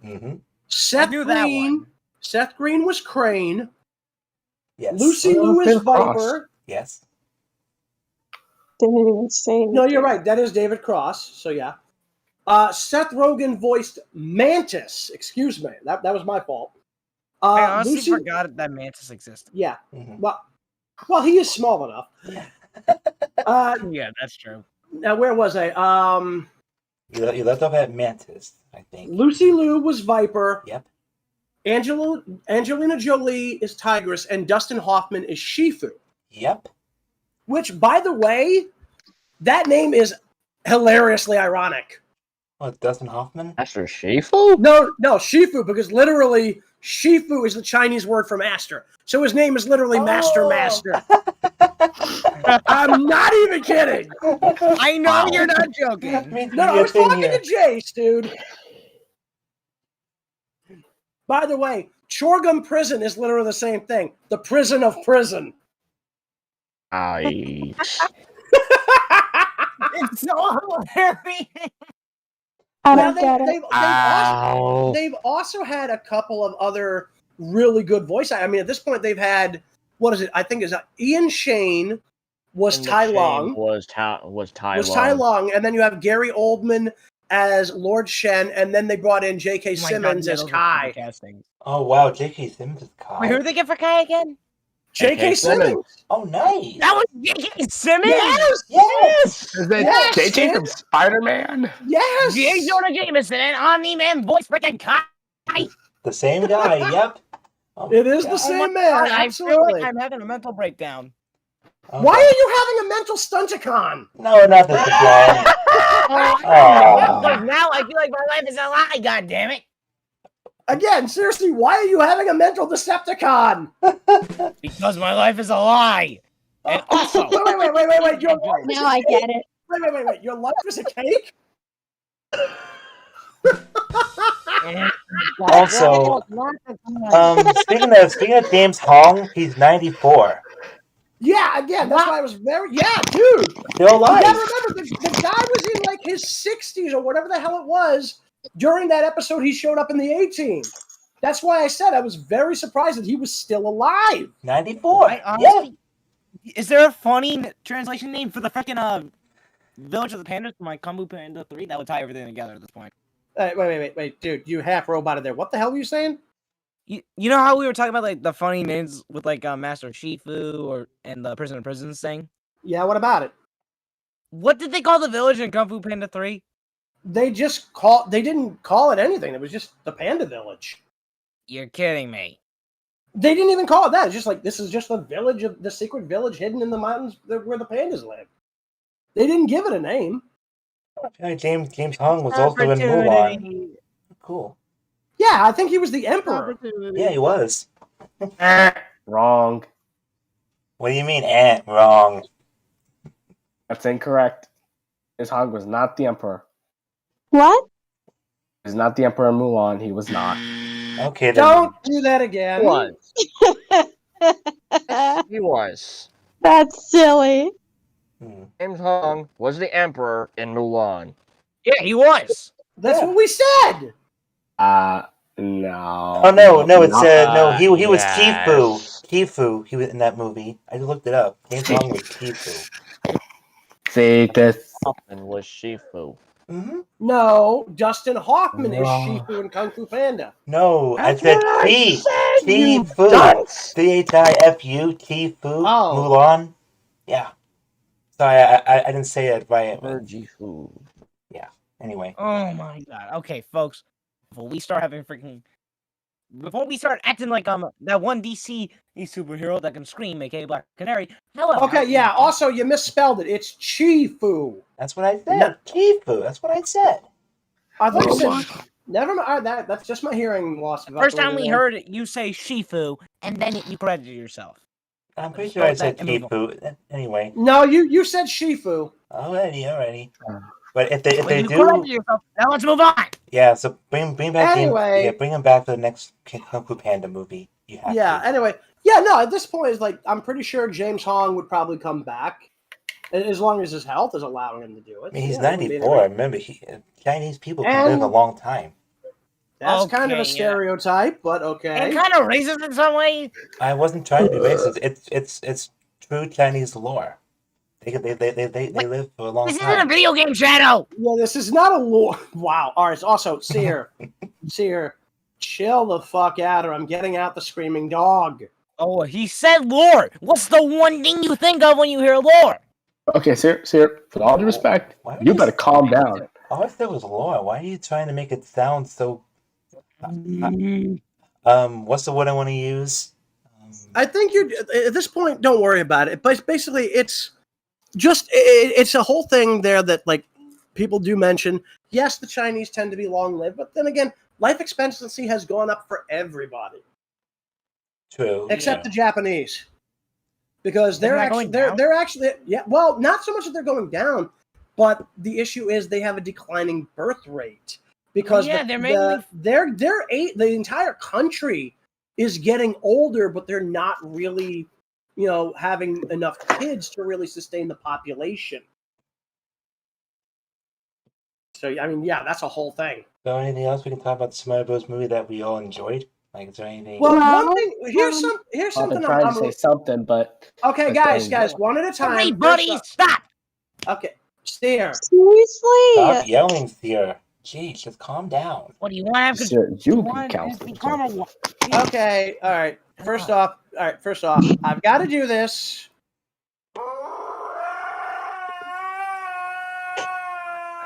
I can't hear it. That's number one.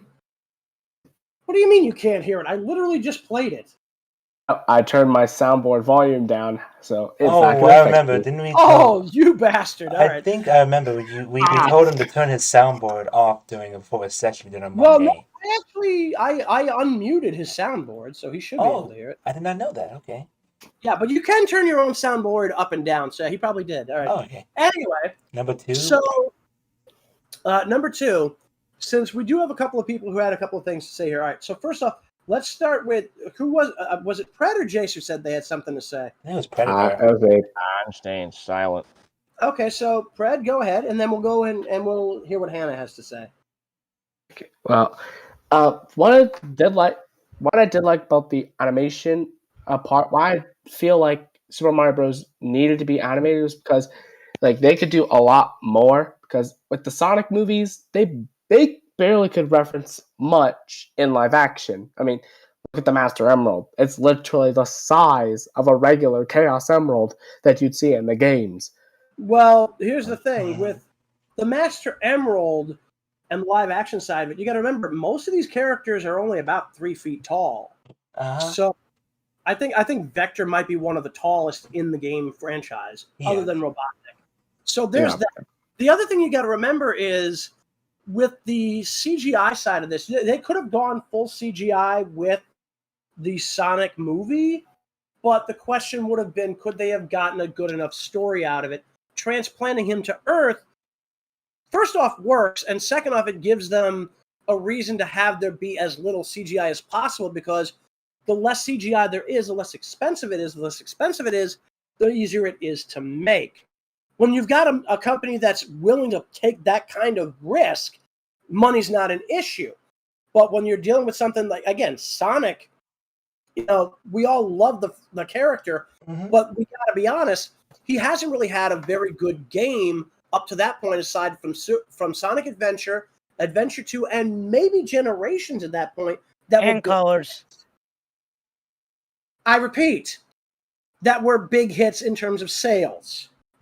Colors was a big hit. Colors wasn't bad, but most people don't really think of Colors when they think of the major hits. So anyway, with Mario, you have Nintendo backing it, and we know that he has consistently been, for the most part, in good games. There's very rarely been a bad Mario game. There might be people who personally don't like some of the games. Dude, what the fuck? Again, with the controllers, Predator.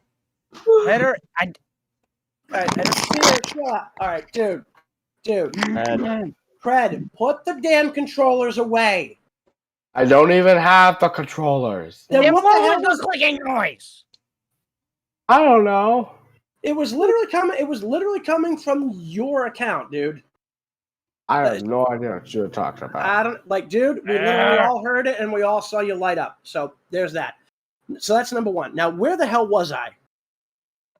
I think you were talking about Sonic Colors and Hello Panda. Yeah. Right, we were talking, because the thing with Mario is that he's very rarely been in a bad game.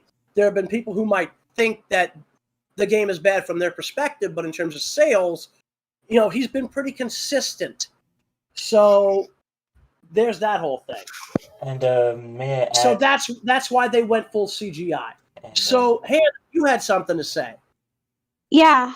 I noticed that I saw Pauline.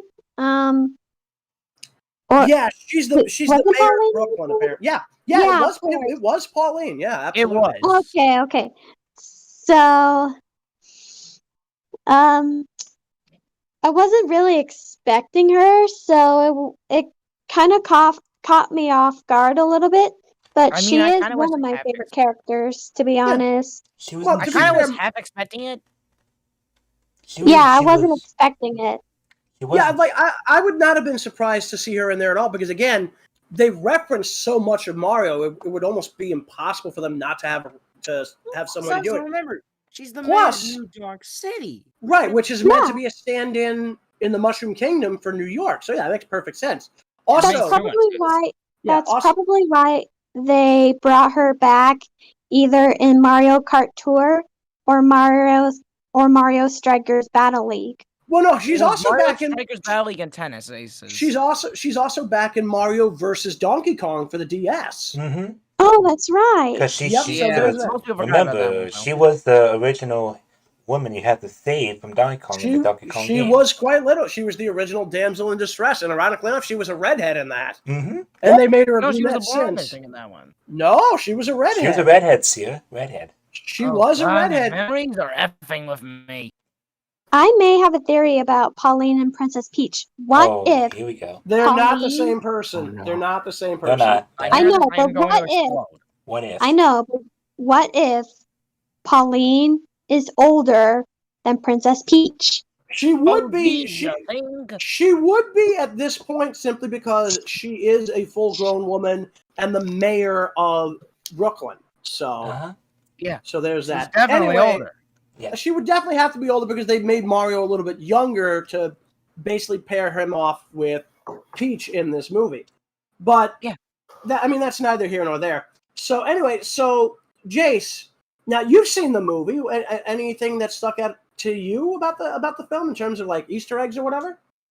Bowser's castle literally has his face on it. Oh yeah. Here's the kicker. I've been very curious about this as to whether or not that's even actually his castle or if that's just one giant battleship.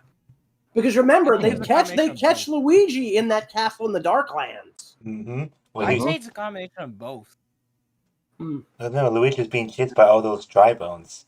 And speaking of dry bones, now we know how they become dry bones. Bowser fires one of his Koopa Troopers, and they become it. Oh my god, that joke! Go to your fucking room, man. Well, you not know this.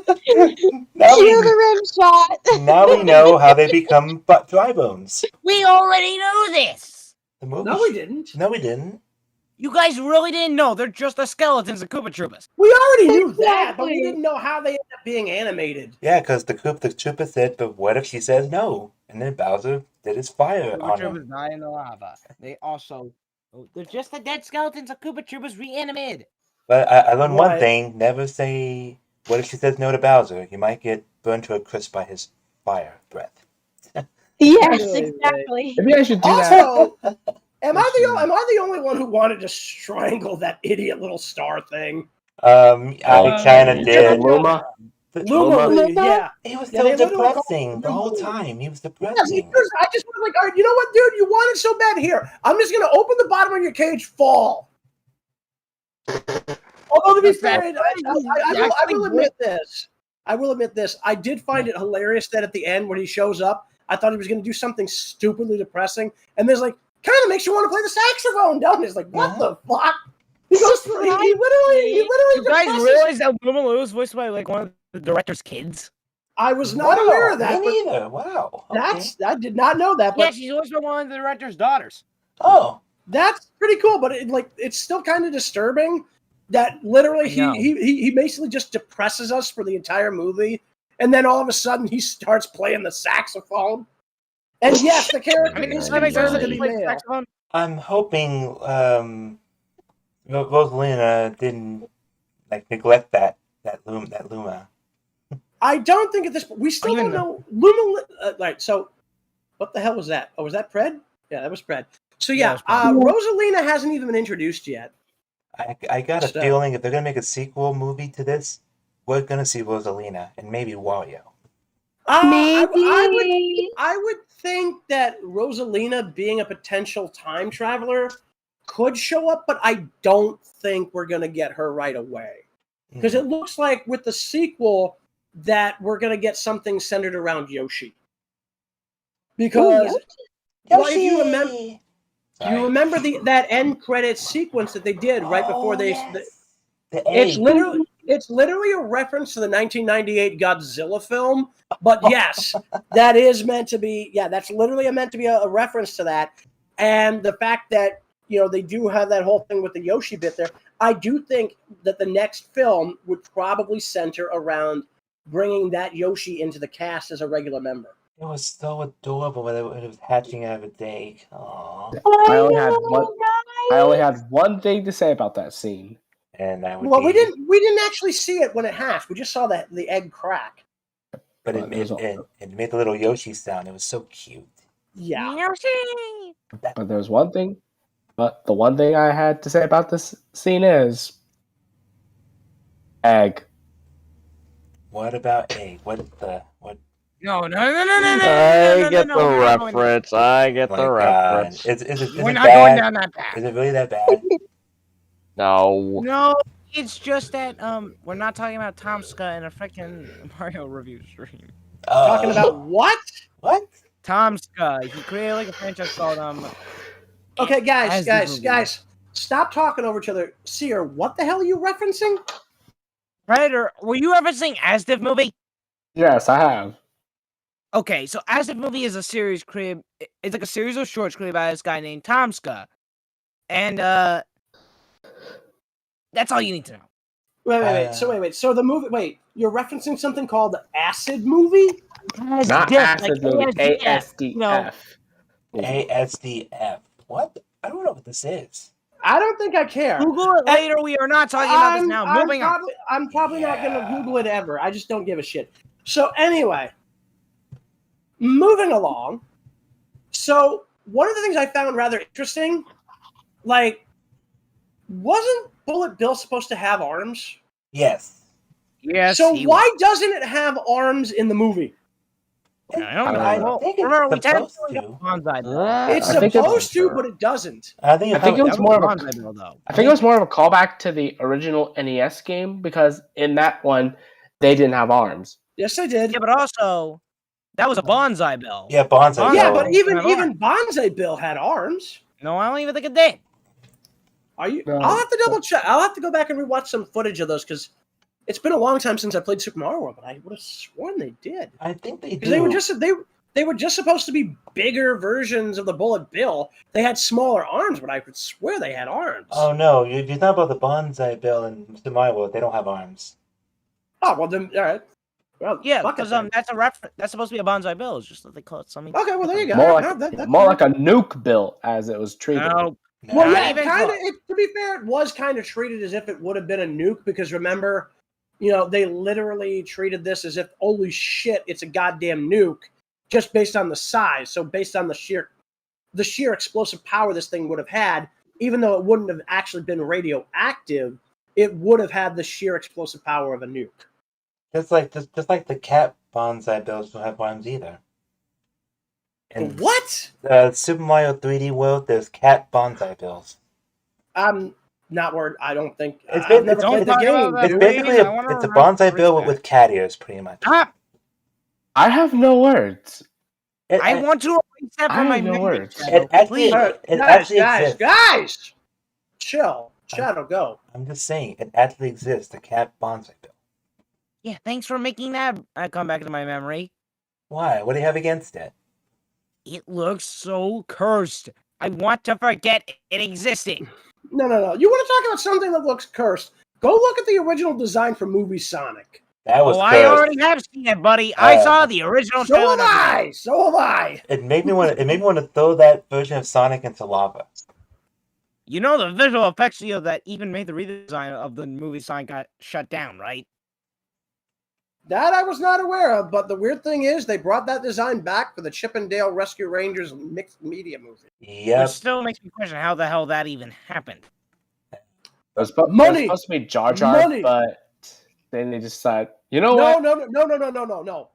It was not supposed to be Jar Jar. It was always meant to be Ugly Sonic.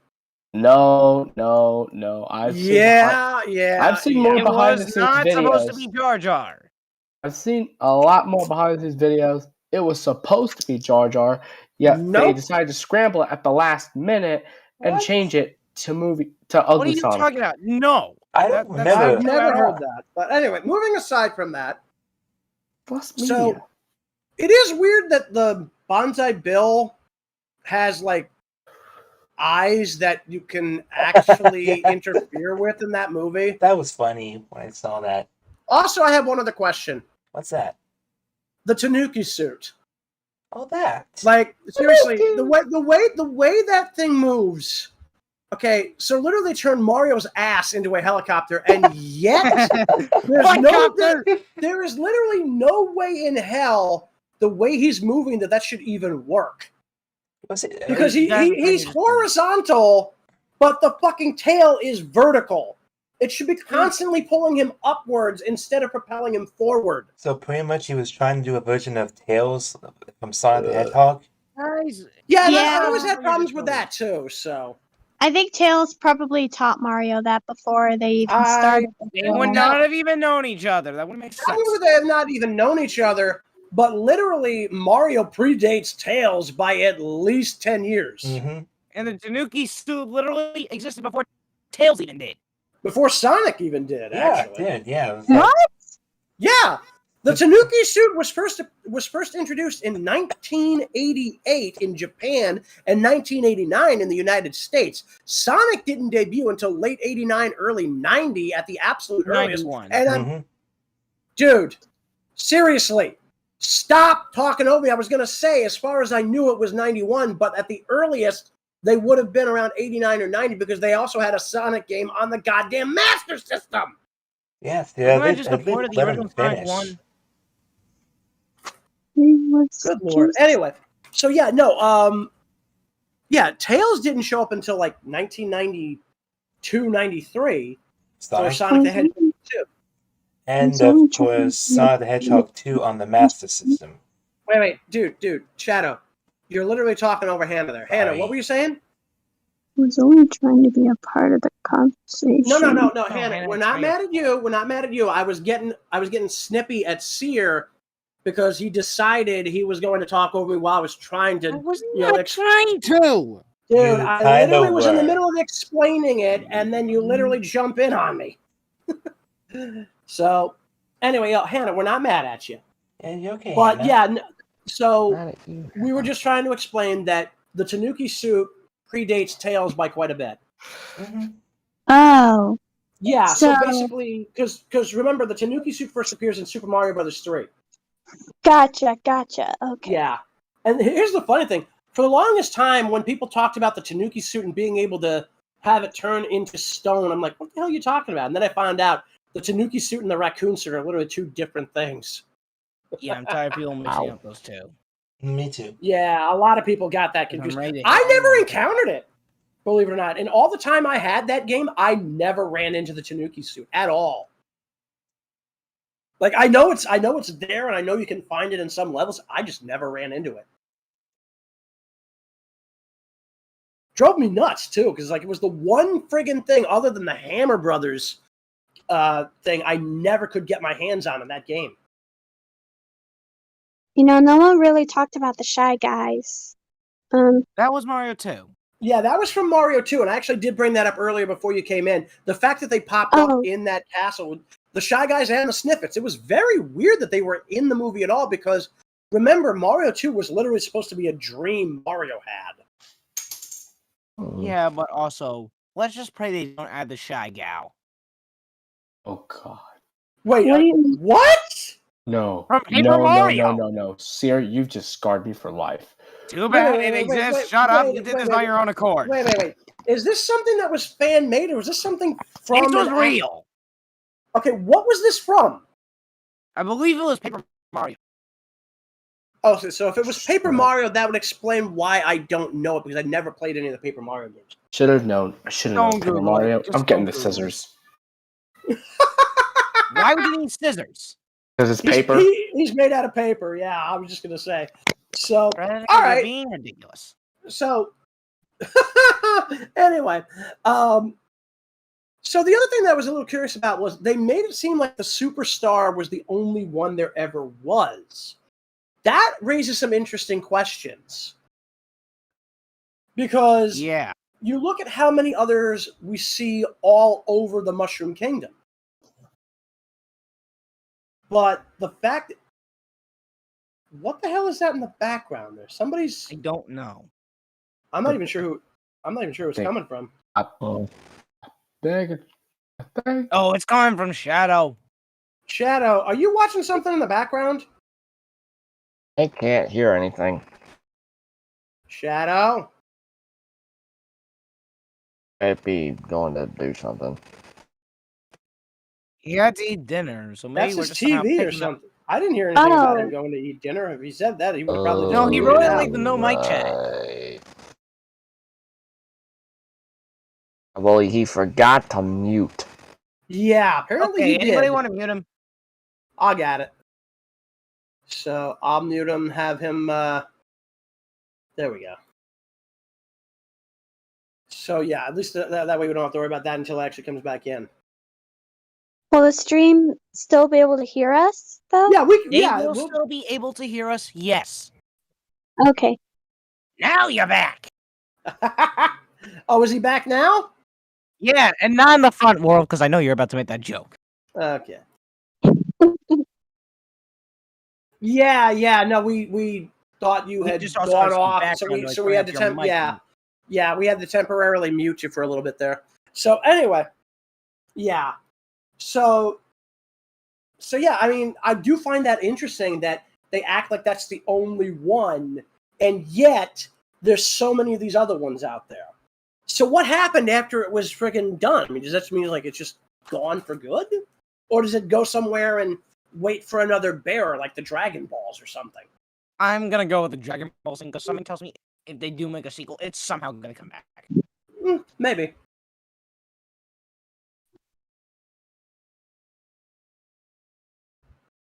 Yeah, it's like I was still finding it weird that they even have like that their eyes are actual eyes and not just like metal and glass, you know? Not true. Mm-hmm.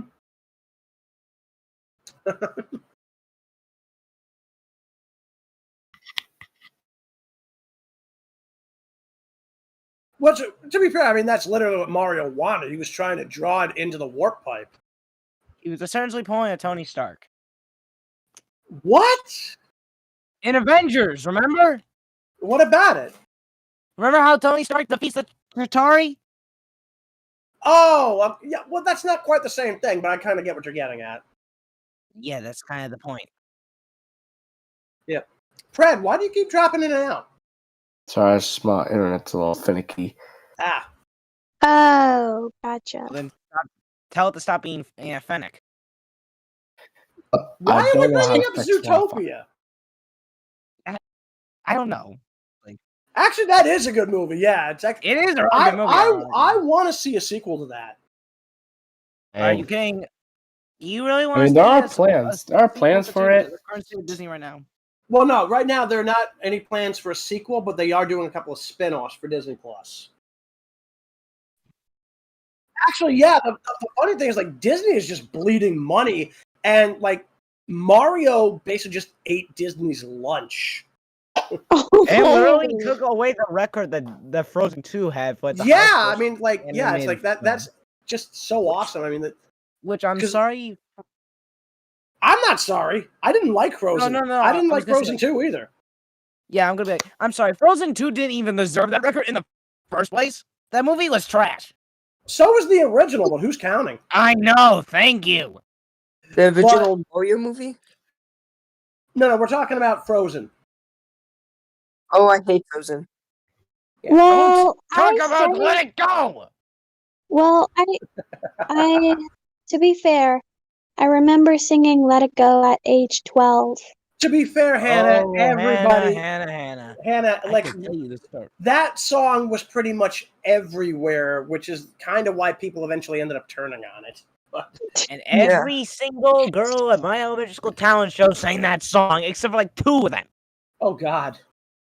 So imagine, like, literally. So basically, imagine hearing that at least 100 times. Eventually, people would get sick. Believe me, even like everybody started getting sick. Like, come on! And then we nearly got chewed out by like the teachers. It was like, well, I didn't need Frozen back then. I had Marshmallow. What? I didn't need Frozen back then. I had Marshmallow. Marshmallow Do I Man from want Ghostbusters? to know what he's referencing? Ghostbusters? DJ? No. Wait, Yes. Sear's correct. Sear's correct. There's a DJ. There's a DJ called Oh, hang Marshmallow. on, someone's calling me. Okay. Hey, later. Yeah. I'm assuming she was getting here on her phone. Do you want me to repeat what I said though? No. Yeah, no. You were saying something about a DJ named Marshmallow. I don't. Yeah, that's who Predator was talking about. Yeah, I kind of figured because like I did eventually hear what he was saying, despite the fact that you guys were literally talking over each other at the same time. I just want to point something out. What are you doing there, Jayse? I just want to point something out that it's my girlfriend's birthday today. Oh well, happy birthday to your girlfriend. Yeah, she's 6 months and 4 days younger than me, but yes, she is 22. Okay, we didn't need to know that. So I know you said nothing against her, Scarlet, but still, I want you to meet her. Jayse, you can't force him to meet her. Okay, dude, be glad I'm even doing it. Guys, chill. Anyway, so either way, so one thing I will say about the Mario movie is it did a lot better than anybody was projecting, and they were already projecting it was going to do a lot of money. Mm-hmm. So the thing that I find hilarious is that I guess you'd call it the mainstream media, were really, really hoping that the Mario film would fail because because they really did, because the movie was non-political and it was something that really just it completely pissed off the mainstream media because it's like every movie must be political, otherwise it's bad and therefore it shouldn't make money. And it's like, and here's the fucking Mario movie. Here's the Mario movie literally making over $1 billion in just under a month. You sure you were right about it being? You just roboted, dude. Fix that damn mic. Sear, you really got to fix that mic because you robot it's like out crazy. of my control. I'm telling you. All right, dude, then buy a new mic. I mean, it's blue. Either that or trade your old one in. I mean, it's a blue Yeti. Usually, blue Yetis don't have that problem with the roboting. Yeah, because like, dude, the one I've had it for I don't know, like 4 or 5 years, and it still seems to work fine. So yeah, dude, you definitely need to either trade that in for a new model or just straight up buy a new model. Okay, dude, you can stop imitating Marge Simpson now. I'm not trying to. You guys are just pissing me off. Jeez, you really gotta calm down now. I mean, you really do. Tell me to calm down. We're just trying to help, Sear. No need to yell at us. We're just trying to help. Well, when you keep telling me the same stuff over and over again, dude, the only time we tell you the same stuff is literally when we mention when your goddamn thing is roboting. Yeah, I'm getting annoyed about hearing that. Hey. Well, dude, we literally have to let you know that you're roboting because if we don't hear what you said, it's because you're roboting. Mm-hmm. Kindly, and we're being nice and kind about this, Sear. Just relax. Don't let me freaking throw something. I don't want to throw anything. Please don't throw a chair at me. Why would I throw a chair at you? Okay, I guys. just sliced that damn thing in half with Adam's blade.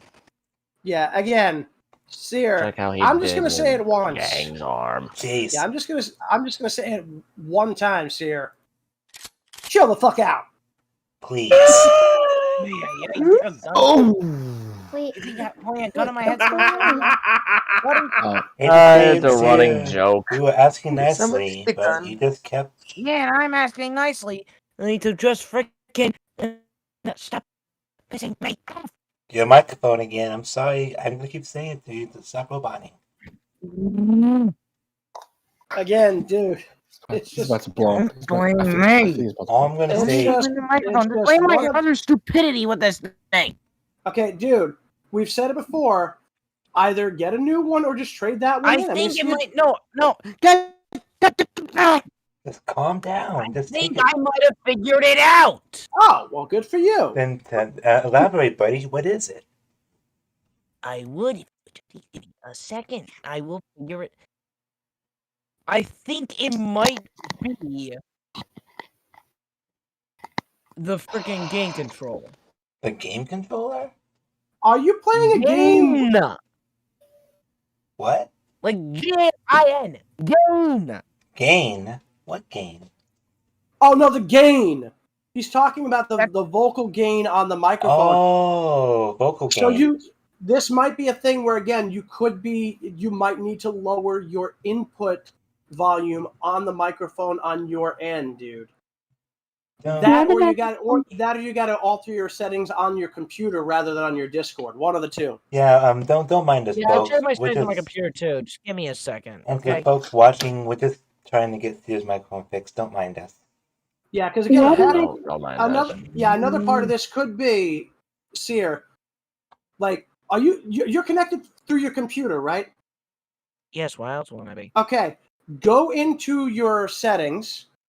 I'm in my settings actually right now as we. Okay, cool. So then if you go down to voice and video, obviously you've got your input device, your input volume. You can lower that down to about 80%, at least on my end. I would think it would be that, but that's what it is on you guys. I'm trying it down at 70 to see if that changes. That's fine. But now also check down on input sensitivity. Is the section okay? All right. Does that say automatically determine input sensitivity is turned on? No, because we actually did this before. Mm-hmm. We turned this off before. Double check, because for all you know, it could have somehow turned itself back on. I don't know. I can still change it, and currently I have that negative 63 decibels. Okay, so you've got it set to the negative 63 decibels, but if you remember that there's that little switch there, as long as that's got the X and the gray side on it, yeah. Okay. What did I just come back to? Prankster, why are you laughing? Always sent me something. So hi, Prankster. Prankster! Prankster is laughing her head off, and we just don't know why. He's gone psychopathic. Somebody call the freaking mental. He's gone yonder, run! Dave, Okay, shut yonder, up. that's the first thing you come up with. Also, Jayse, I just realized, why Yang? You kidnap us all and keep her in her basement. No, Guys, chill out. Guys. First off, one at a time. Second off, Jayse, why Yang? Because I'm a huge fucking simp for her. Shut up. Get it, Jayse, you're a simp. Okay. How is that a joke? That wasn't even a joke. Hold on. First of all, I would choose my closet. Second of all, I'm laughing at a video. We're watching a video, then we're on screen. Yeah, well, It was just Sure, buddy. no. I could literally screen share it. We don't want you to. You can't anyway. This We're channel in the middle. We're in the middle of a live stream, and you can't even do the screen sharing like that. Yeah, and Oh, plus you can't do it here because I don't have it set up just for me to screen share on this specific channel. Mm-hmm. Yeah. Oh, okay. What did I just come back to? Everything. Insanity. Pretty much Sear's microphone's being a pain in the butt, and we're trying to fix it. Ciao. And I'm about to. Hey, I'm being honest. blow. I'm being honest. Yeah. You can't hit. Anyway. I need to know that. Don't make me have to freaking say it again. Just calm down, please. Sear. Ironic enough, it's the video that's in promotions. Starline's most evil plan. Oh, that was from MC yeah, Voices. yeah. I know what you're talking about. I'll watch That's it what later. I'm laughing at. I'll- And he calls himself Dr. Eggman. Okay. By the way, guys, if you want to hear a good piece of comedy, there are two audios. I used to have them on CD. It's called Alien Voices, and literally, the first one is literally where Q and Spock meet at like this diner or something. It's a whole thing, and then in the second one, they meet up again, and they end up getting swapped into each other's bodies. It is hilarious. It is literally hilarious to hear Leonard Nimoy basically like acting like Q and having like John Delancey acting like a Vulcan. Live long and prosper. You know what? I just had a thought. You had wait. You had that hoe over there? No, No. Sear. Wait. Okay, that's What the? Warwolf. Oh, that was sending a funny. nuke. Sending the bonsai barrel nuke. I had a vision. That... Wait. You had an android made by Ultron? No! Start setting him up. Okay, Jayse, enough. I had a dream last night. Oh no! What was the dream? You visited the YouTuber? No, not that dream. Wait. You had a porn star? No, ew. That is gross. Anyways, okay, can I just say what my dream was? Okay, guys, enough. Thanks. Speak. Okay, enough. Okay. Okay, so apparently, Jayse, shush. Cream. Dude, he's trying to get his breathing under control. Shut up. What are you trying to? Everybody chill. I was gonna say, what are you trying to do? Get your breathing exercises in? Composure, damn it. Okay. So, Cream was wandering through the forest, right? And she found this gem, and she decided to show Shadow, right? Oh, they God, touched it at the I'm same. not going to make the obvious joke. I'm really not. Make the joke. No, do not.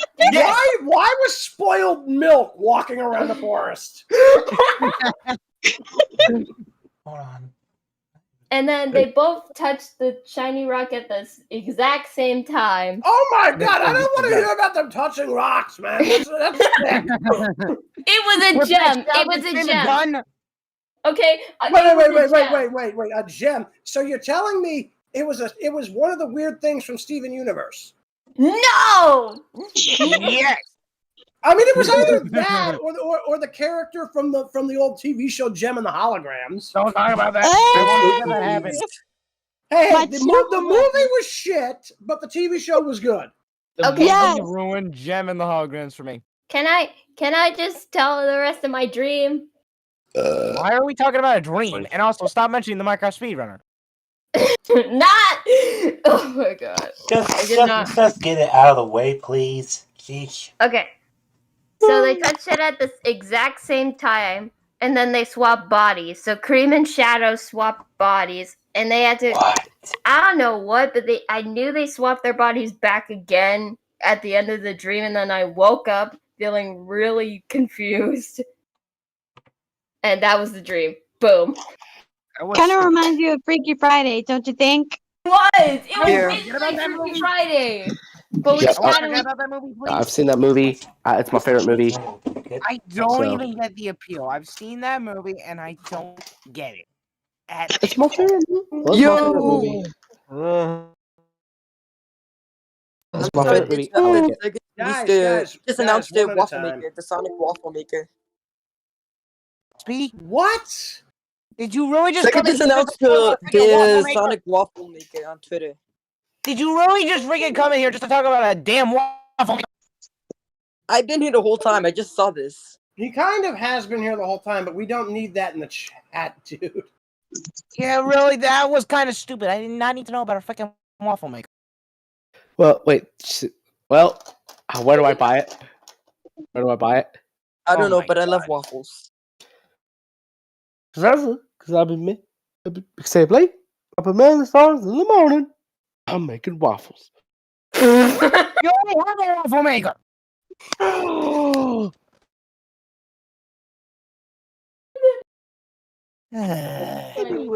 Ashley. I get Side. So, we may get joined by Sky. Assuming she shows up, but I might just get out there before she joins. I don't want the freaking deal with getting falsely. So, prankster, why are Anyway. you sober? anyway, so at this point, wow, why the hell is there? Oh, okay, there we go. There she Hey, is. Sky, how about we got another one in here? You can Yeah, but unmute why am I yourself, by looking the way. up at a skyline? Oh my god! I'm Dude! sorry. Go to your room. Go to your fucking I room. said then. sorry. Shut up. I'm just saying. Go to your fucking room. Again, I said sorry. What the heck is going on? We I make are a in dumb the we are joke in the about we are skyline, in and the now they're freaking telling me to. we are in the midst of the world of madness, my friend. In the, When was there madness? in the midst of the zany, if you will. They And said this we is had gonna no start green it, and I'm zombified sorry, clown. I just gotta practice.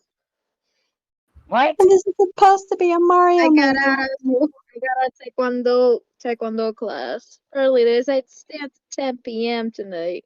Why are we talking about taekwondo? When we're Yeah, talking we're about Mario? this is a Mario stream actually, so yeah. We've been discussing. Stop it. Yeah, dude, you have no idea how annoying that is, honestly. Yeah, coming from an actual Italian, that is getting annoying. That would also be considered racist to most It's so much Italians. better when Yeah, Charles no, at the same Martinet time, does it's it, like- you I know? would say the Mario character itself isn't, even with the voice. Well, see, the Mario brothers, are not themselves racist. It's just like the whole "let's go" thing. It's like, I'm sorry, it's like, dude, I feel like it's that not accent racist is for people. ridiculously stereotypical. Well, take it from me, an actual Italian. I'd say it's not as racist as people love to make it out to be, especially nowadays. And it's like, can I just say this now? If you're gonna say it's racist, you're freaking wrong. Stop it. I am tired of having people claim this. It's not racist. If I have to hear this again, To be somebody fair, is getting it back. Sear, you might not see it as such, but other people might. So. Yeah, well then they're freaking idiots. In my opinion, I guess the movie was pretty cool. Yeah, the movie was great. I thought. Of course it was. Yeah, I thought it was Same. great. I mean, at this point, it's more than made back its budget. There's no way in hell it's not getting a sequel. And it took away a record from Frozen. That Frozen didn't even deserve. What I've been hearing, they might do a second or 3 or 4 movies, I guess. Oh, I wouldn't They be might do a surprised. second one with Wario.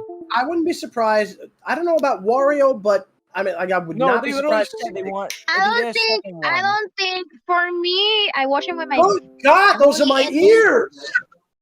Sorry. I was also trying to talk. I would say, and I think it's gonna be about the one, and like about For me, I would think about Yoshi's Planet. I guess for me, and if there's gonna be a second one. They are definitely hinting that the second film will definitely focus around the Yoshis, and we've already seen them because they're in the movie. Yeah, but they were also.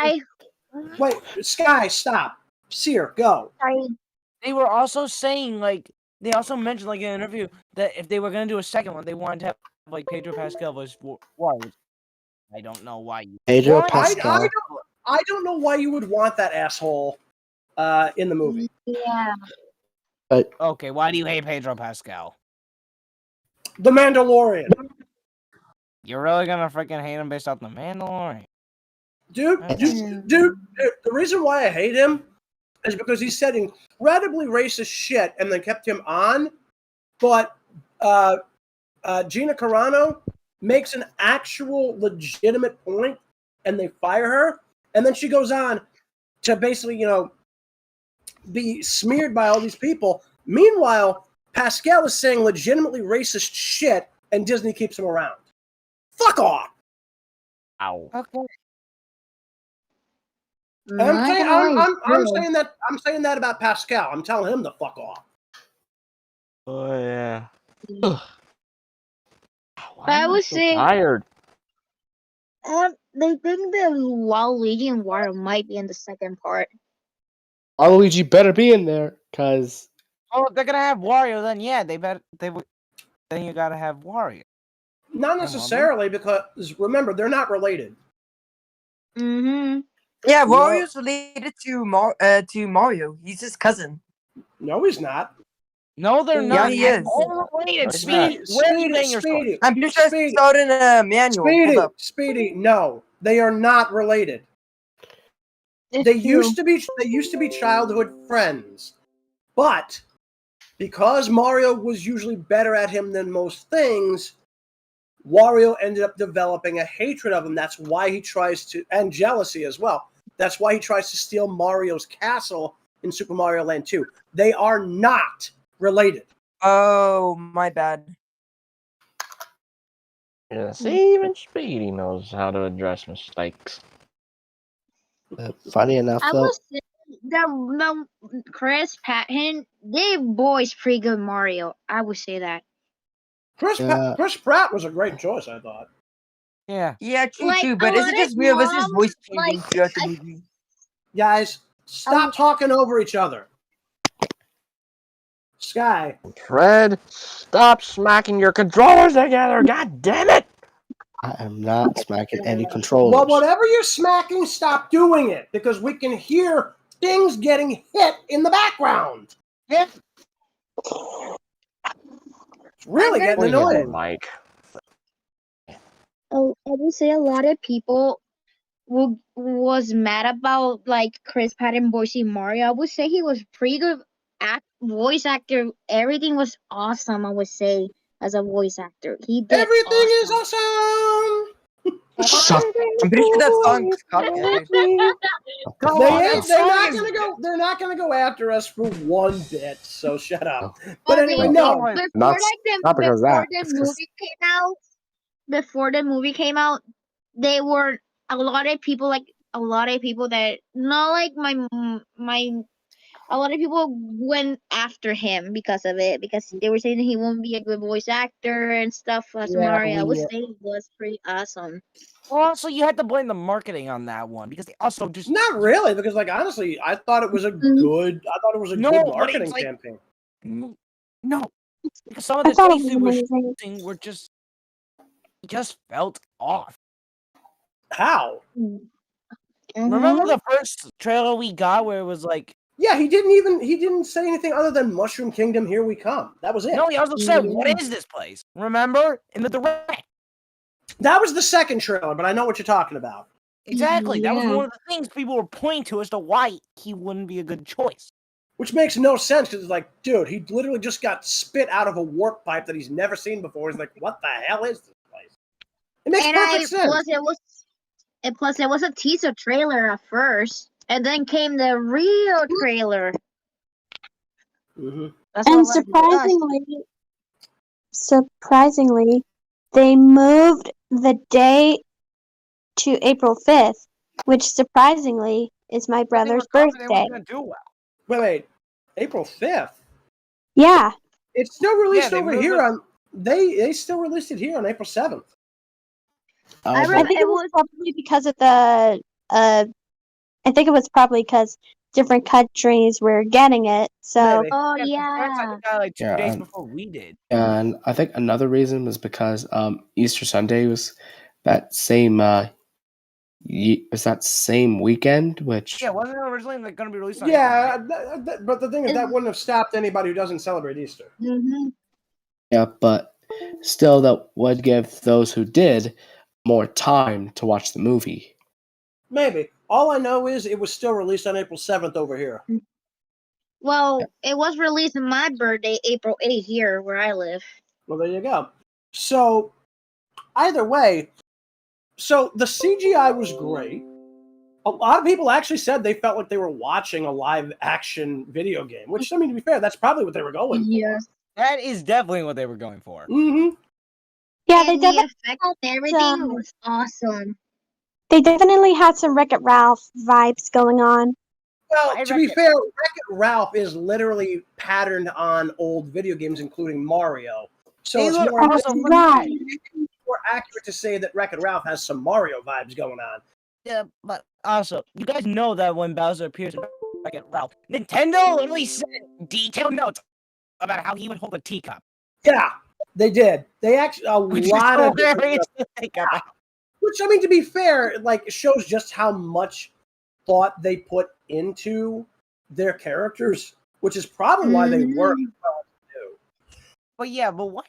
You guys do know why Zangief was in that same scene, right? Why what? Remember how like Zangief is in the scene where Yeah, like, because Bowser the guy who made the movie thought he was a bad guy because he could never beat him.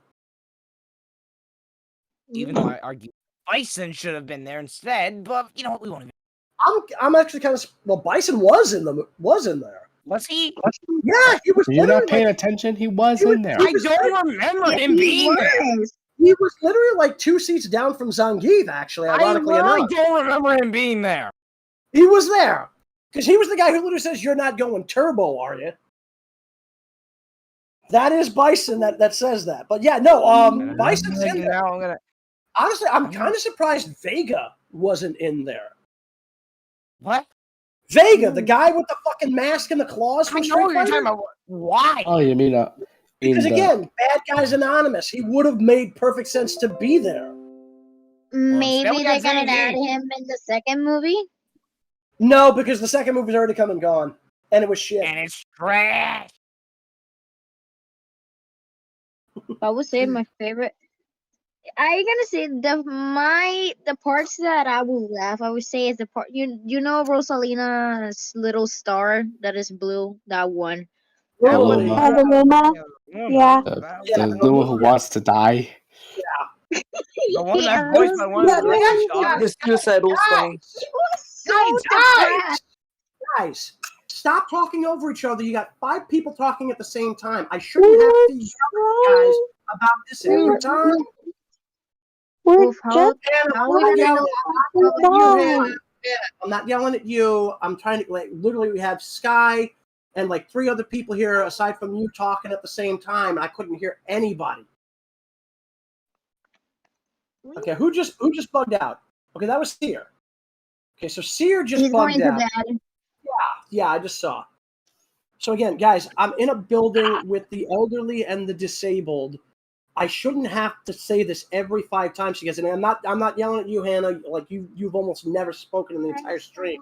But guys, try to speak one at a time, please. Again, I got a partial hearing loss in both ears. I'm living with people who are in their goddamn 60s and up. All right, if I get thrown out of here because of this, I'm gonna be pissed. Okay, so everybody, chill out, one at a fucking time. Oh. Okay. Also, Wolf, you might want to look at no mic. What happened now?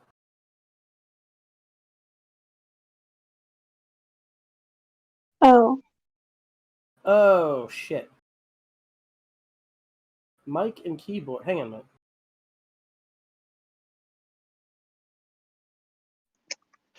I don't understand why they decided to make the little star depressed.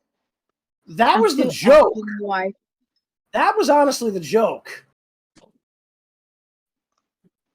But either way, who Honestly, makes I'm something funny. depressing with a kid? In any case, That was so it. It was pretty funny and fun. I thought the whole movie was still kind of lit. The penguins were a riot. It's like, Penguins? hey, here comes the Koopas show up, and the penguins come out and start throwing snowballs. I was like, that is just a taste of our power. Do you yield? I do not yield because I can easily pick you up and then drop you down Cocoa Mountain. I would say it was funny in that part because Yeah, that scene was it's like, funny. in the castle they look big, and all of a sudden they open the gates and they started throwing snowfall, and one of the Koopas was scared. Well, yeah, because they probably didn't realize what they were up against. So, because it turns out, the penguins are utterly harmless. So, like even their strongest weapon was literally just an oversized snowball and just broke apart. So They only took down one Koopa. Well, it didn't even take it out; it just knocked it on its back. All right, so guys, we may have to temporarily pause or end the stream because Shadow is having some issues with his keyboard and mouse. We're not sure what's going on. So that is odd. We're waiting to see what's going on here. Also, I it's, have to bug out soon anyway because I gotta go to bed early. Yeah, I mean it's like it's almost 10:30. So honestly, I thought this was a pretty good stream either way. I don't know if we're going to end up having to shut it down or not, but we'll know soon enough. But again, I do think they might decide to do a full cinematic universe because, again, the fact that we didn't see anything for Zelda or Metroid in Mario's room, but we did see Kid Icarus, means they're probably looking into doing movies for those two, and we'll have to wait and see who actually ends up getting the rights for that. Because that could go anywhere. We don't know if they're going to do it live action. We don't know if they're going to do it, CGI, which I would think they probably could because, I mean, we know they can definitely do it. I mean, for God's sakes, Twilight Princess I thought was the most, was the best looking version of The Legend of Zelda anyway, so. Yes. I would say having a live action movie of Mario, that will be actually pretty cool. We actually did have one. It was the first movie. We do not speak of that movie. Again, Exactly, Speedy, my point. Again, I liked the original Super Mario Brothers film. Shut up. It was a That thing popcorn gave movie. me nightmares. It was a popcorn movie. Exactly. That's what I said earlier. It was literally just there for the sake of having, fun. Yeah. You know, I mean, would it was- I know, but it gave me nightmares. Literally, I couldn't sleep for like a few weeks. Speedy, didn't you tell us you don't like to sleep anyway? Yeah, that's why I don't. Got That's him. totally why I don't like to sleep. Ooh, Speedy, that movie was over 30 years ago. Yeah, my mom I forced me to watched watch it. it on YouTube. I watched it. It was pretty cool. I'm still kind of amused by the fact they got Dennis Hopper to play Koopa. And that goddamn hairdo, man. It's like, what the hell? What kind of who came up with that? But I would say now with technology evolving, we have to see if they actually do a remake. It would be pretty cool how it looks a remake By of the the way, movie. Speaking of the original Super Mario Brothers movie, did you know there's an end credit sequence in there? I did not. I did not. Yeah.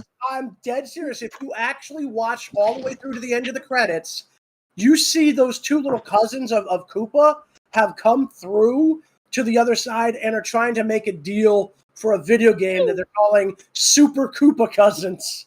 I swear to God, it's true. Bootleg. It's a swear to God, bootleg. it's real. Hey, I I swear gotta to get God, to bed. So it's real. catch y'all later. Yep. So yeah, Take it, Jayse. But yeah, no, hand to God, this is the truth. This is legit. oh my god, Super Koopa Cousins. I never saw that before. Yeah, it's kind of ridiculous, but what are you gonna do? It's true. But I would say, I would say it was pretty awesome. Effects, the quality of the movie, everything organized. It was awesome. Voice actor issues, everything was awesome. I was happy that they actually left the original voice actor of Mario for the parts of they needed to use. I would say You're everything talking about was. Giuseppe and Mario's father, yeah. Yeah. Everything was. I would say this before the movie begins. Here in the theaters, they actually put the music of every single game of the Mario games. Okay, that's kind of impressive. They didn't do anything like that for us, but No, okay. I live in the Caribbean, but I'm not gonna say because I don't want to say where I live. I'll put on no mic so you guys can know. So the theater for every when a new movie comes out, they put the soundtracks of the movies the movie has in the theater, and they put to make it even better. They put all the Mario games songs in the theater on the screen where we're watching, and that was You awesome. do that? Yeah. it wouldn't surprise me.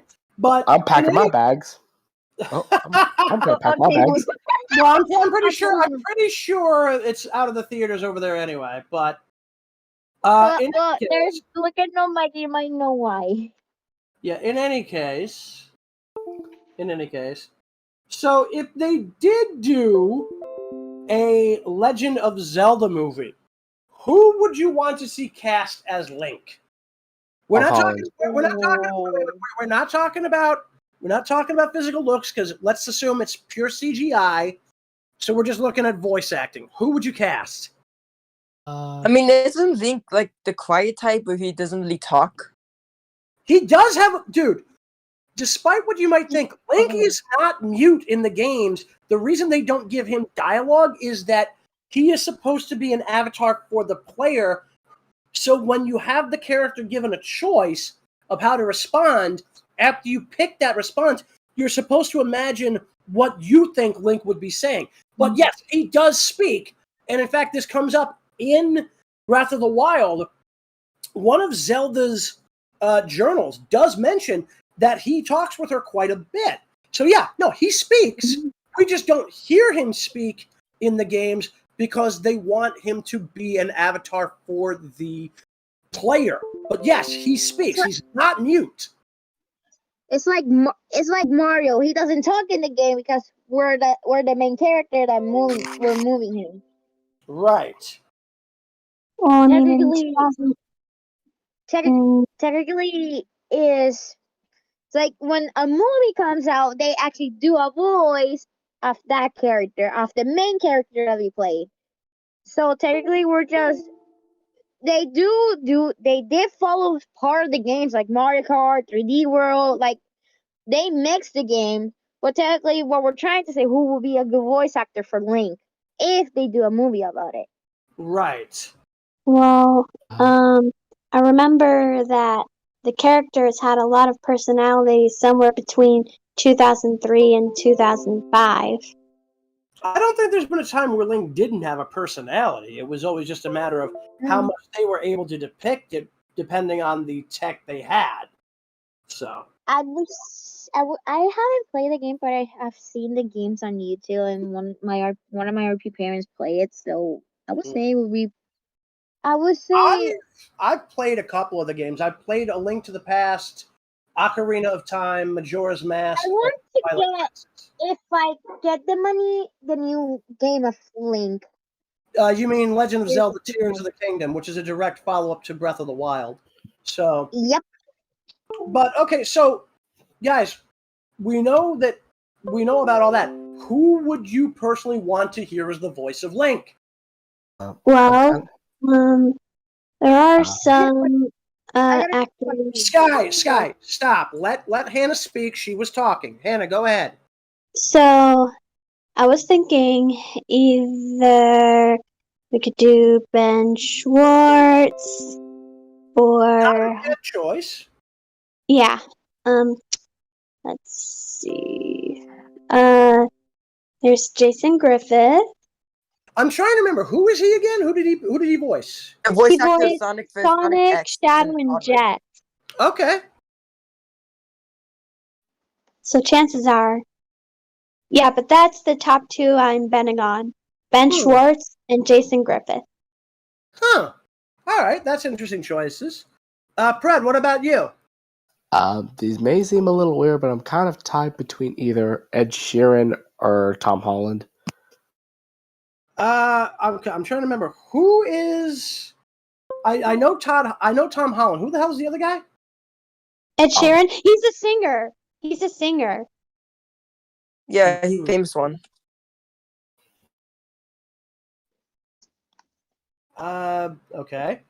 I'll tell you, the guy that I would probably want. I mean, you're probably not gonna know him off the top of your heads, but you, to be fair, you probably won't have heard of this guy at all. But the top guy that I want is Greg Abbott. I heard about him. So I'm talking specifically the guy who did the voice of Raphael in the 2003 series of Ninja Turtles. But he also Greg Abbey, But he's also done voice work as Knuckles the Echidna in Sonic X. Not even kidding. Yep. He's also voiced. Let's see who else. Eggman, I believe. Didn't he voice Eggman? I don't know. No, he voiced Tristan in Yu-Gi-Oh! The series and the movie for the original series. He was also Yusei Fudo in Yu-Gi-Oh! 5Ds. So that's pretty cool. He's been in Shaman King. He was also Duke in G.I. Joe Sigma 6. Oh. Yeah. For I was to But the voice. the other guy I would have wanted would have been I'm probably gonna butcher this because it's a very weird name. Michael Sinterniclus. And he voiced Leonardo in the 2003 series. Oh yeah, I know. I watched the series of Ninja Turtles. So Yeah, so Greg Abbey and Michael Sinterniclus would be probably my two top voices. I think they call him Michael because the name is pretty complicated. So No. Michael Sinterniclus was the name of the voice actor who played Leonardo. no, I know, but I know about that voice actor. But a lot of people call him Michael for more easy because how his name is pretty hard to pronounce. Well, no, his last name is Sinterniclus. The first name is just Michael, so obviously people would just call him Michael. Michael. Either way. But yeah, no, those are the two guys. Good God! Stop screaming in my ear! I'm sorry, okay? Anyway, welcome back, Pred. So, Pred, you might want to unmute. There you go. Wait, did you just call me Fred? No. Oh, that's Prankster. Jesus Christ. That was my bad. I got you mixed up with Prankster. Shoot me. But all right, so Prankster, we're kind of discussing if we got to the point of a CGI movie of The Legend of Zelda, the kind of people we would want to see as the voice actor for Link. Yeah, Sky. I said I'm asking Prankster. You've already told us yours. No, I haven't. Oh wait, no, that was Hannah. Okay, never mind. Yeah. Oh, shut up! You three sound almost identical. Sue me. Oh, I will sue you for $3. $1 $1 each. You realize I don't carry any dollar bills on me, right? Give me a 5 and I'll give you $2 and change. No. Well,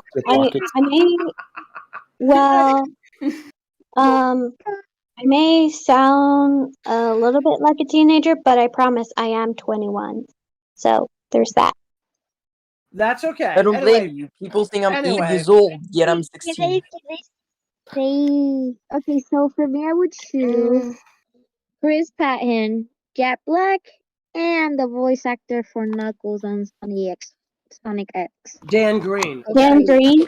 Yeah, so Dan Green is also the voice of the Pharaoh in Yu-Gi-Oh! But, yeah. But so my main choice would be Jack Black because of his personality. Interesting choice, huh? How he did Bowser, he has been doing a lot of movies. Technically he would be good because he knows how to. Every time he voice act and acts, like he literally does his Sky. He's also the voice of Po from Kung Fu Panda, so he's been both hero and villain characters. I didn't know about that. I never knew he actually voiced Po. Well, have you watched the movies? I watched the movie of Kung Fu Panda, but nobody told me that it was him. How did you? It would have been right in the credits. I'm assuming you didn't watch the credits then. One thing, I was like 5 years old when I started watching Kung Fu Panda. Okay. Ah. I was literally. Wait a minute. Wait. How old are you now? 17. Okay, so I'm assuming. Okay, so then you were 17. Hang on a minute here. I was born on 2006. Yeah, that would be about right. Okay, so I'm trying to remember, when the hell did KFP come out? I remember the movie came out when I was between 5 years old and 7 years old, like that. Yeah, you would have been 2 when this thing came out. Yes. Because like, if you were born in 06, yeah, you would have been 2 when the first film came out. Because the first film for Kung Fu Panda came out in 2008. Yeah, I was 1 at that time.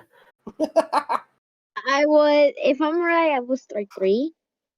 I need to do math here to figure out how old I was in 2006. Wait. Who just said they were 3? Me, I was like 3 years old if it came out in 2008. Sky, you said you were born in 2006, right? Oh, maybe she just. Maybe Sky. Did you see it? So wait, stop, guys. Sky, if you were born in 2006, you would have been 2 when Kung Fu Panda came out. So I would have been 4. That's what my mom told me about. That was like 5 or 6 when the first movie or second movie came out. That's what she told me. Okay, your mother would probably have been talking potentially about the second film, because the first film was released in 2008, and she would have been probably right potentially. Well, yeah, she would have been right if you're talking about the second film, because that's 2011. But the first film, yeah, you would have been 2. But one thing I couldn't. I think I literally my dad bought it because one thing I think it was about that time. Dad bought it because Dad was working. About that time, my dad was working as a military before he retired. So nice. All right, so Prankster, we haven't. She's deafened. Hang on a minute. She's deafened. And at that time, I would have been 4.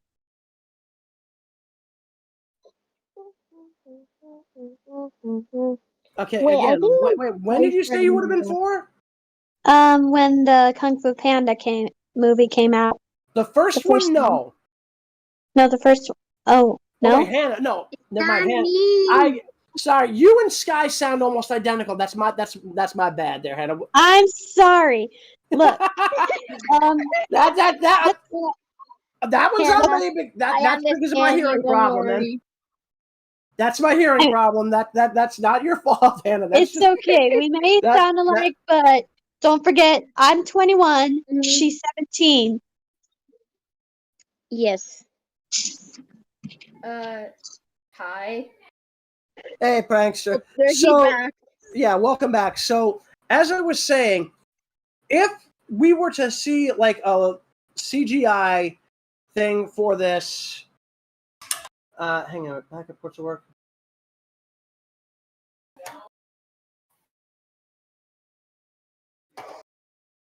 Oh yeah, I still haven't cast it. Yeah. So if we're talking like casting for Link, who would you pick? Oh, this is actually hard. Frickety fudgeder. I don't know.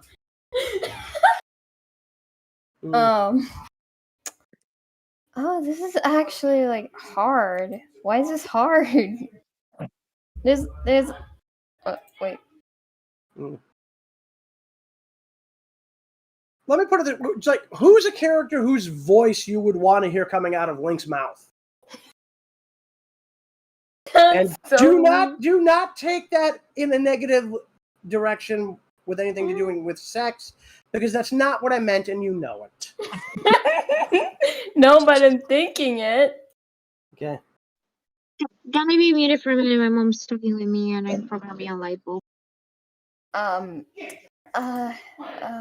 Oh, hold on. I actually,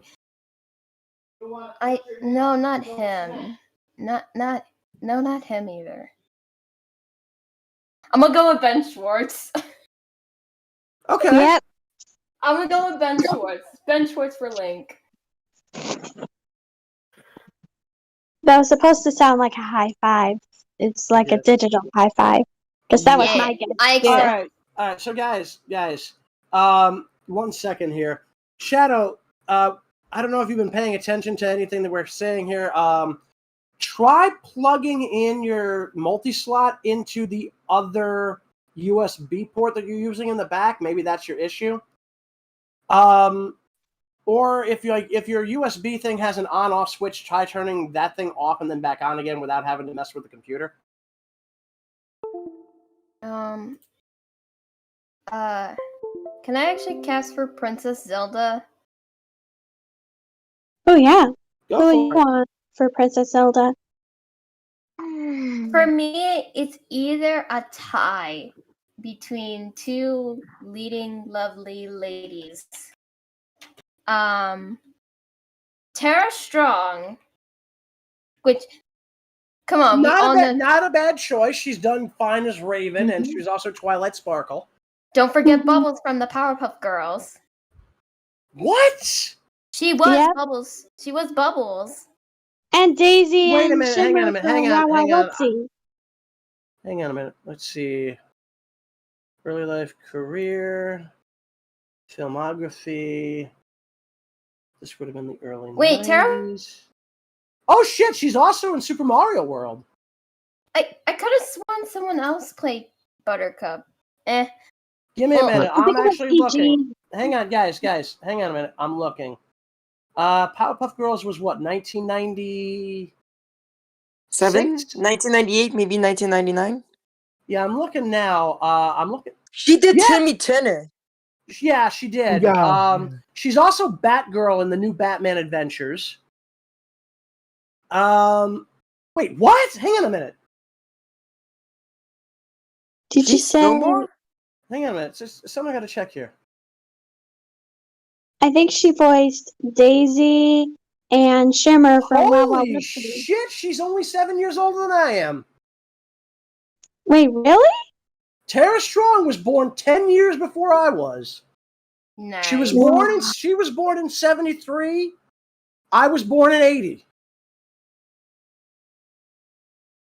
She's only got 7 years of me. That's actually kind of impressive. And apparently she also voiced Tommy Pickles.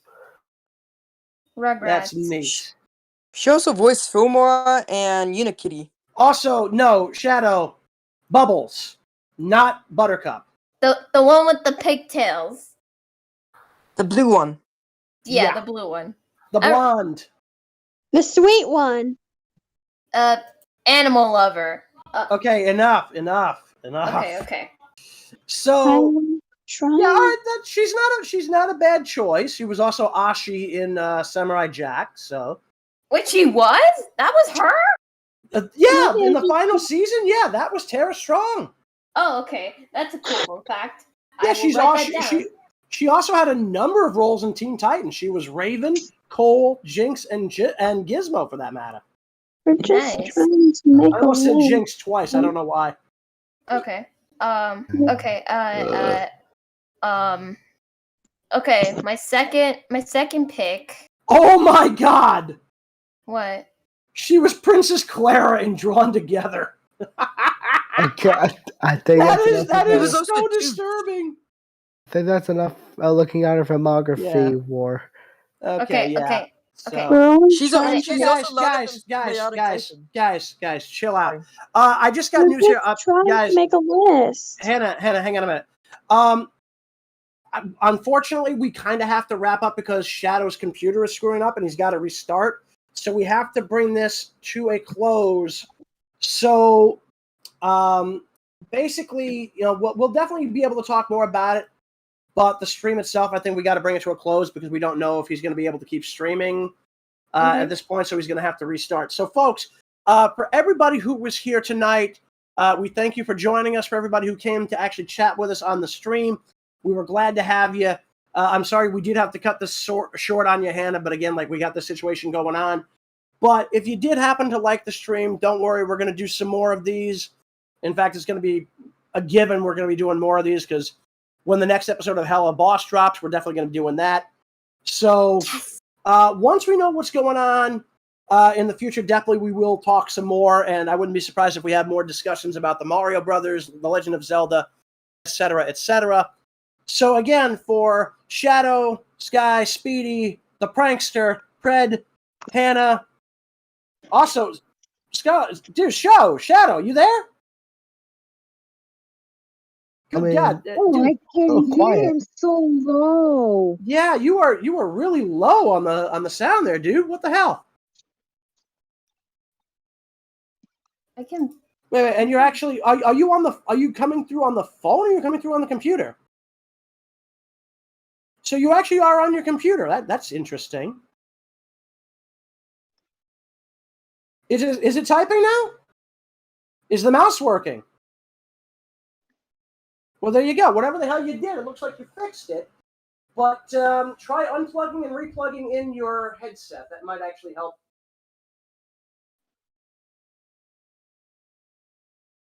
Okay, there you go. All right, because we weren't sure if because you originally said you wanted to wrap up. So, all right. So Hannah, go ahead. Who was your other pick B for Zelda?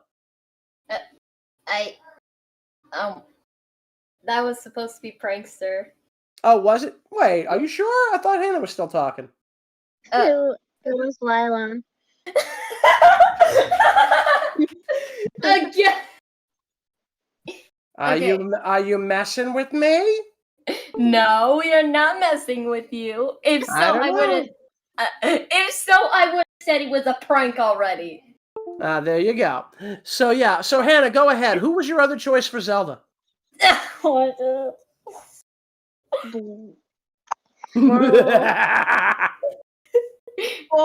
that was creepy. That was an amazing. Thank you. I love it. I love it.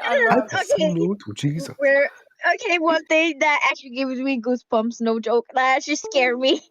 No. That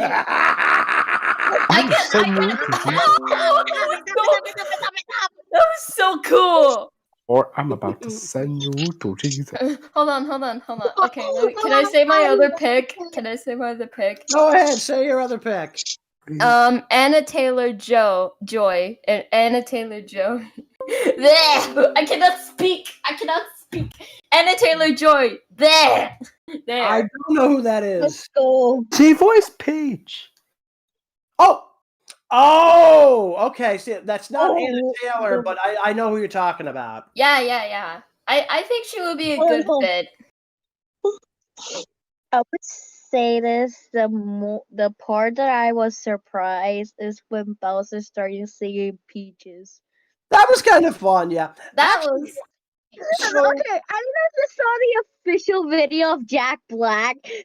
I saw the video. So the other thing for me though is when it comes to the character voices, like because I've already mentioned who I wanted for Link, but if I had to choose, I'm trying to find the names right now. Give me a minute here. Also, do you guys want to see characters? Where the hell is this? Give me just a minute here. Okay. So with the voices for potentials for Zelda, I would have picked either Kate Higgins or Karen Strassman. Oh, those are good choices. Good. The only other person I think I would have wanted would have been Erica Lindbeck. Ooh. So, for those of you who are not aware, Kate Higgins, a lot of people will probably remember her from Inuyasha as Kagome, but I best know her these days as being C2 from Code Geass. And then Karen Strassman voiced Callan Kozuki in Code Geass, but she's also got, I'm trying to remember who the other character it is that I remember her from. Give me just a minute, because it's a relatively recent thing, too. Oh my god, this is no, it wasn't her. Sorry. Series, so I'm trying to remember who the hell it was. Because in addition to that, I want to say she was in Spice and Wolf, but I think I'm wrong. So let me see here. I know we're talking about the Mario movie. I would say, for the Sonic Sonic movie, the third one movie that's coming now, that I think is coming next year, right? We don't know too much about the plot. We know that Shadow is likely to pop up in it, so yeah. So Oh yeah, on Twitter they the announced Knuckles that show. it's coming next year, yeah, no, not Knuckles. 2024. Wait, guys. Knuckles was already in Sonic 2. And Yep. I'm saying the Knuckles show. Like, did you hear about the new show? Yeah, no, we know it's supposed to be coming out. We don't know anything really about it there at this point. But yeah, so no, Karen Strassman, either way, like I do remember her directly from again, Code Geass. I don't really know too much else of what else she's been in, but either way, those two would have been my personal picks, at least right now, for who would have voiced Zelda if I had my way for casting. Hold on. Can I just bring up something about Kate Higgins real quick? Go ahead. So the reason why I remember her is because she was a character on one of my childhood shows that I loved to watch because it was a magical girl anime called Glitter Force. I love this show. Not as much now as I used to, but it's still nostalgia. For me, What it is? feels nostalgia. I think I might have heard of that. The Japanese name goes by Smile Precure. But the Filmography. American dub goes by Glitter Force. Huh, neat. Trying to think, because she's been in Inuyasha. I think a lot of people remember that for Kagome. But let's see. I'm trying to see what else she's been in that I would recognize. She's been in Bleach. Holy shit! What?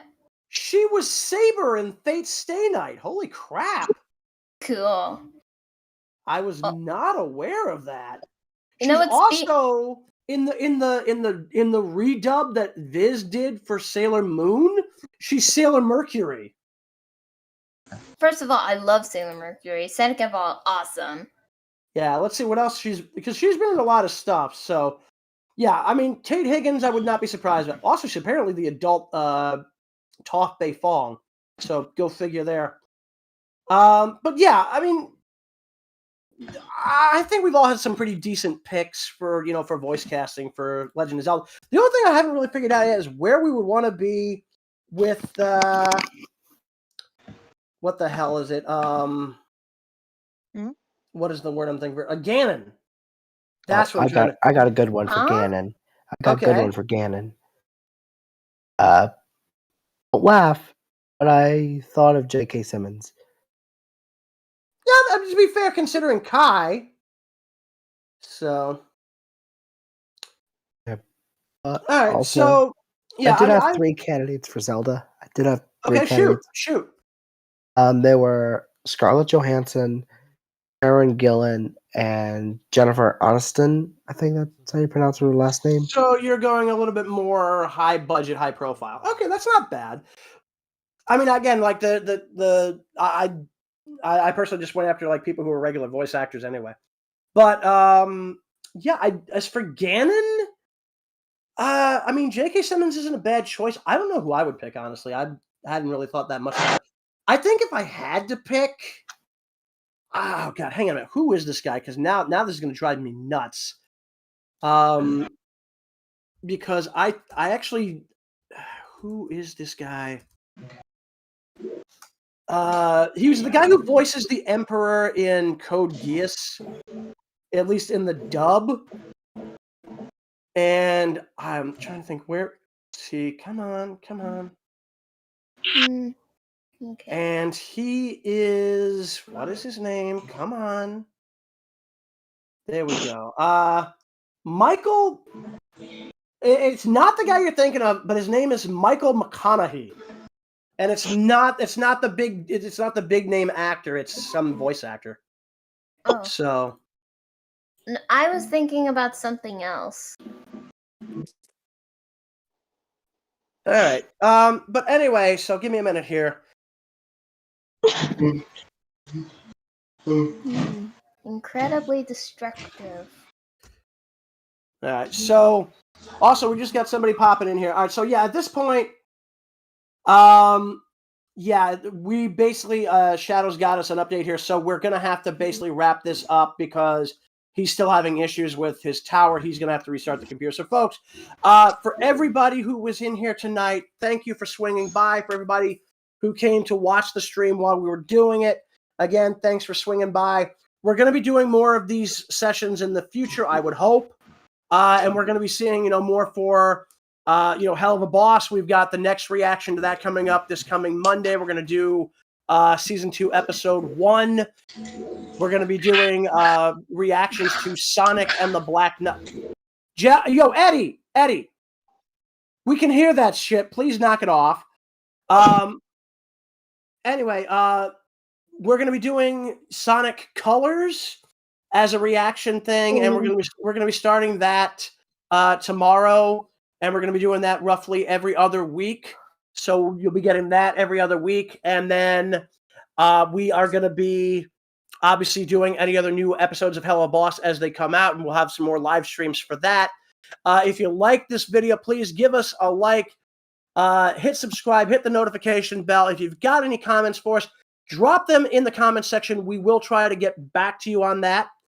And ultimately, we do hope that you enjoy these because we enjoy doing them. We tried to keep this relatively under control, but again, with this many people, it kind of gets a little crazy when they all start talking over each other. Hell, even my jaw and throat are getting a little sore from all this. but either way, so this is pretty much us wrapping up for the night. It's getting on 11 o'clock anyway, so we've been here for about 4 hours, give or take. And we hope you enjoyed this. Again, hit like, hit subscribe, hit the notification bell. You can find me over on my own channel.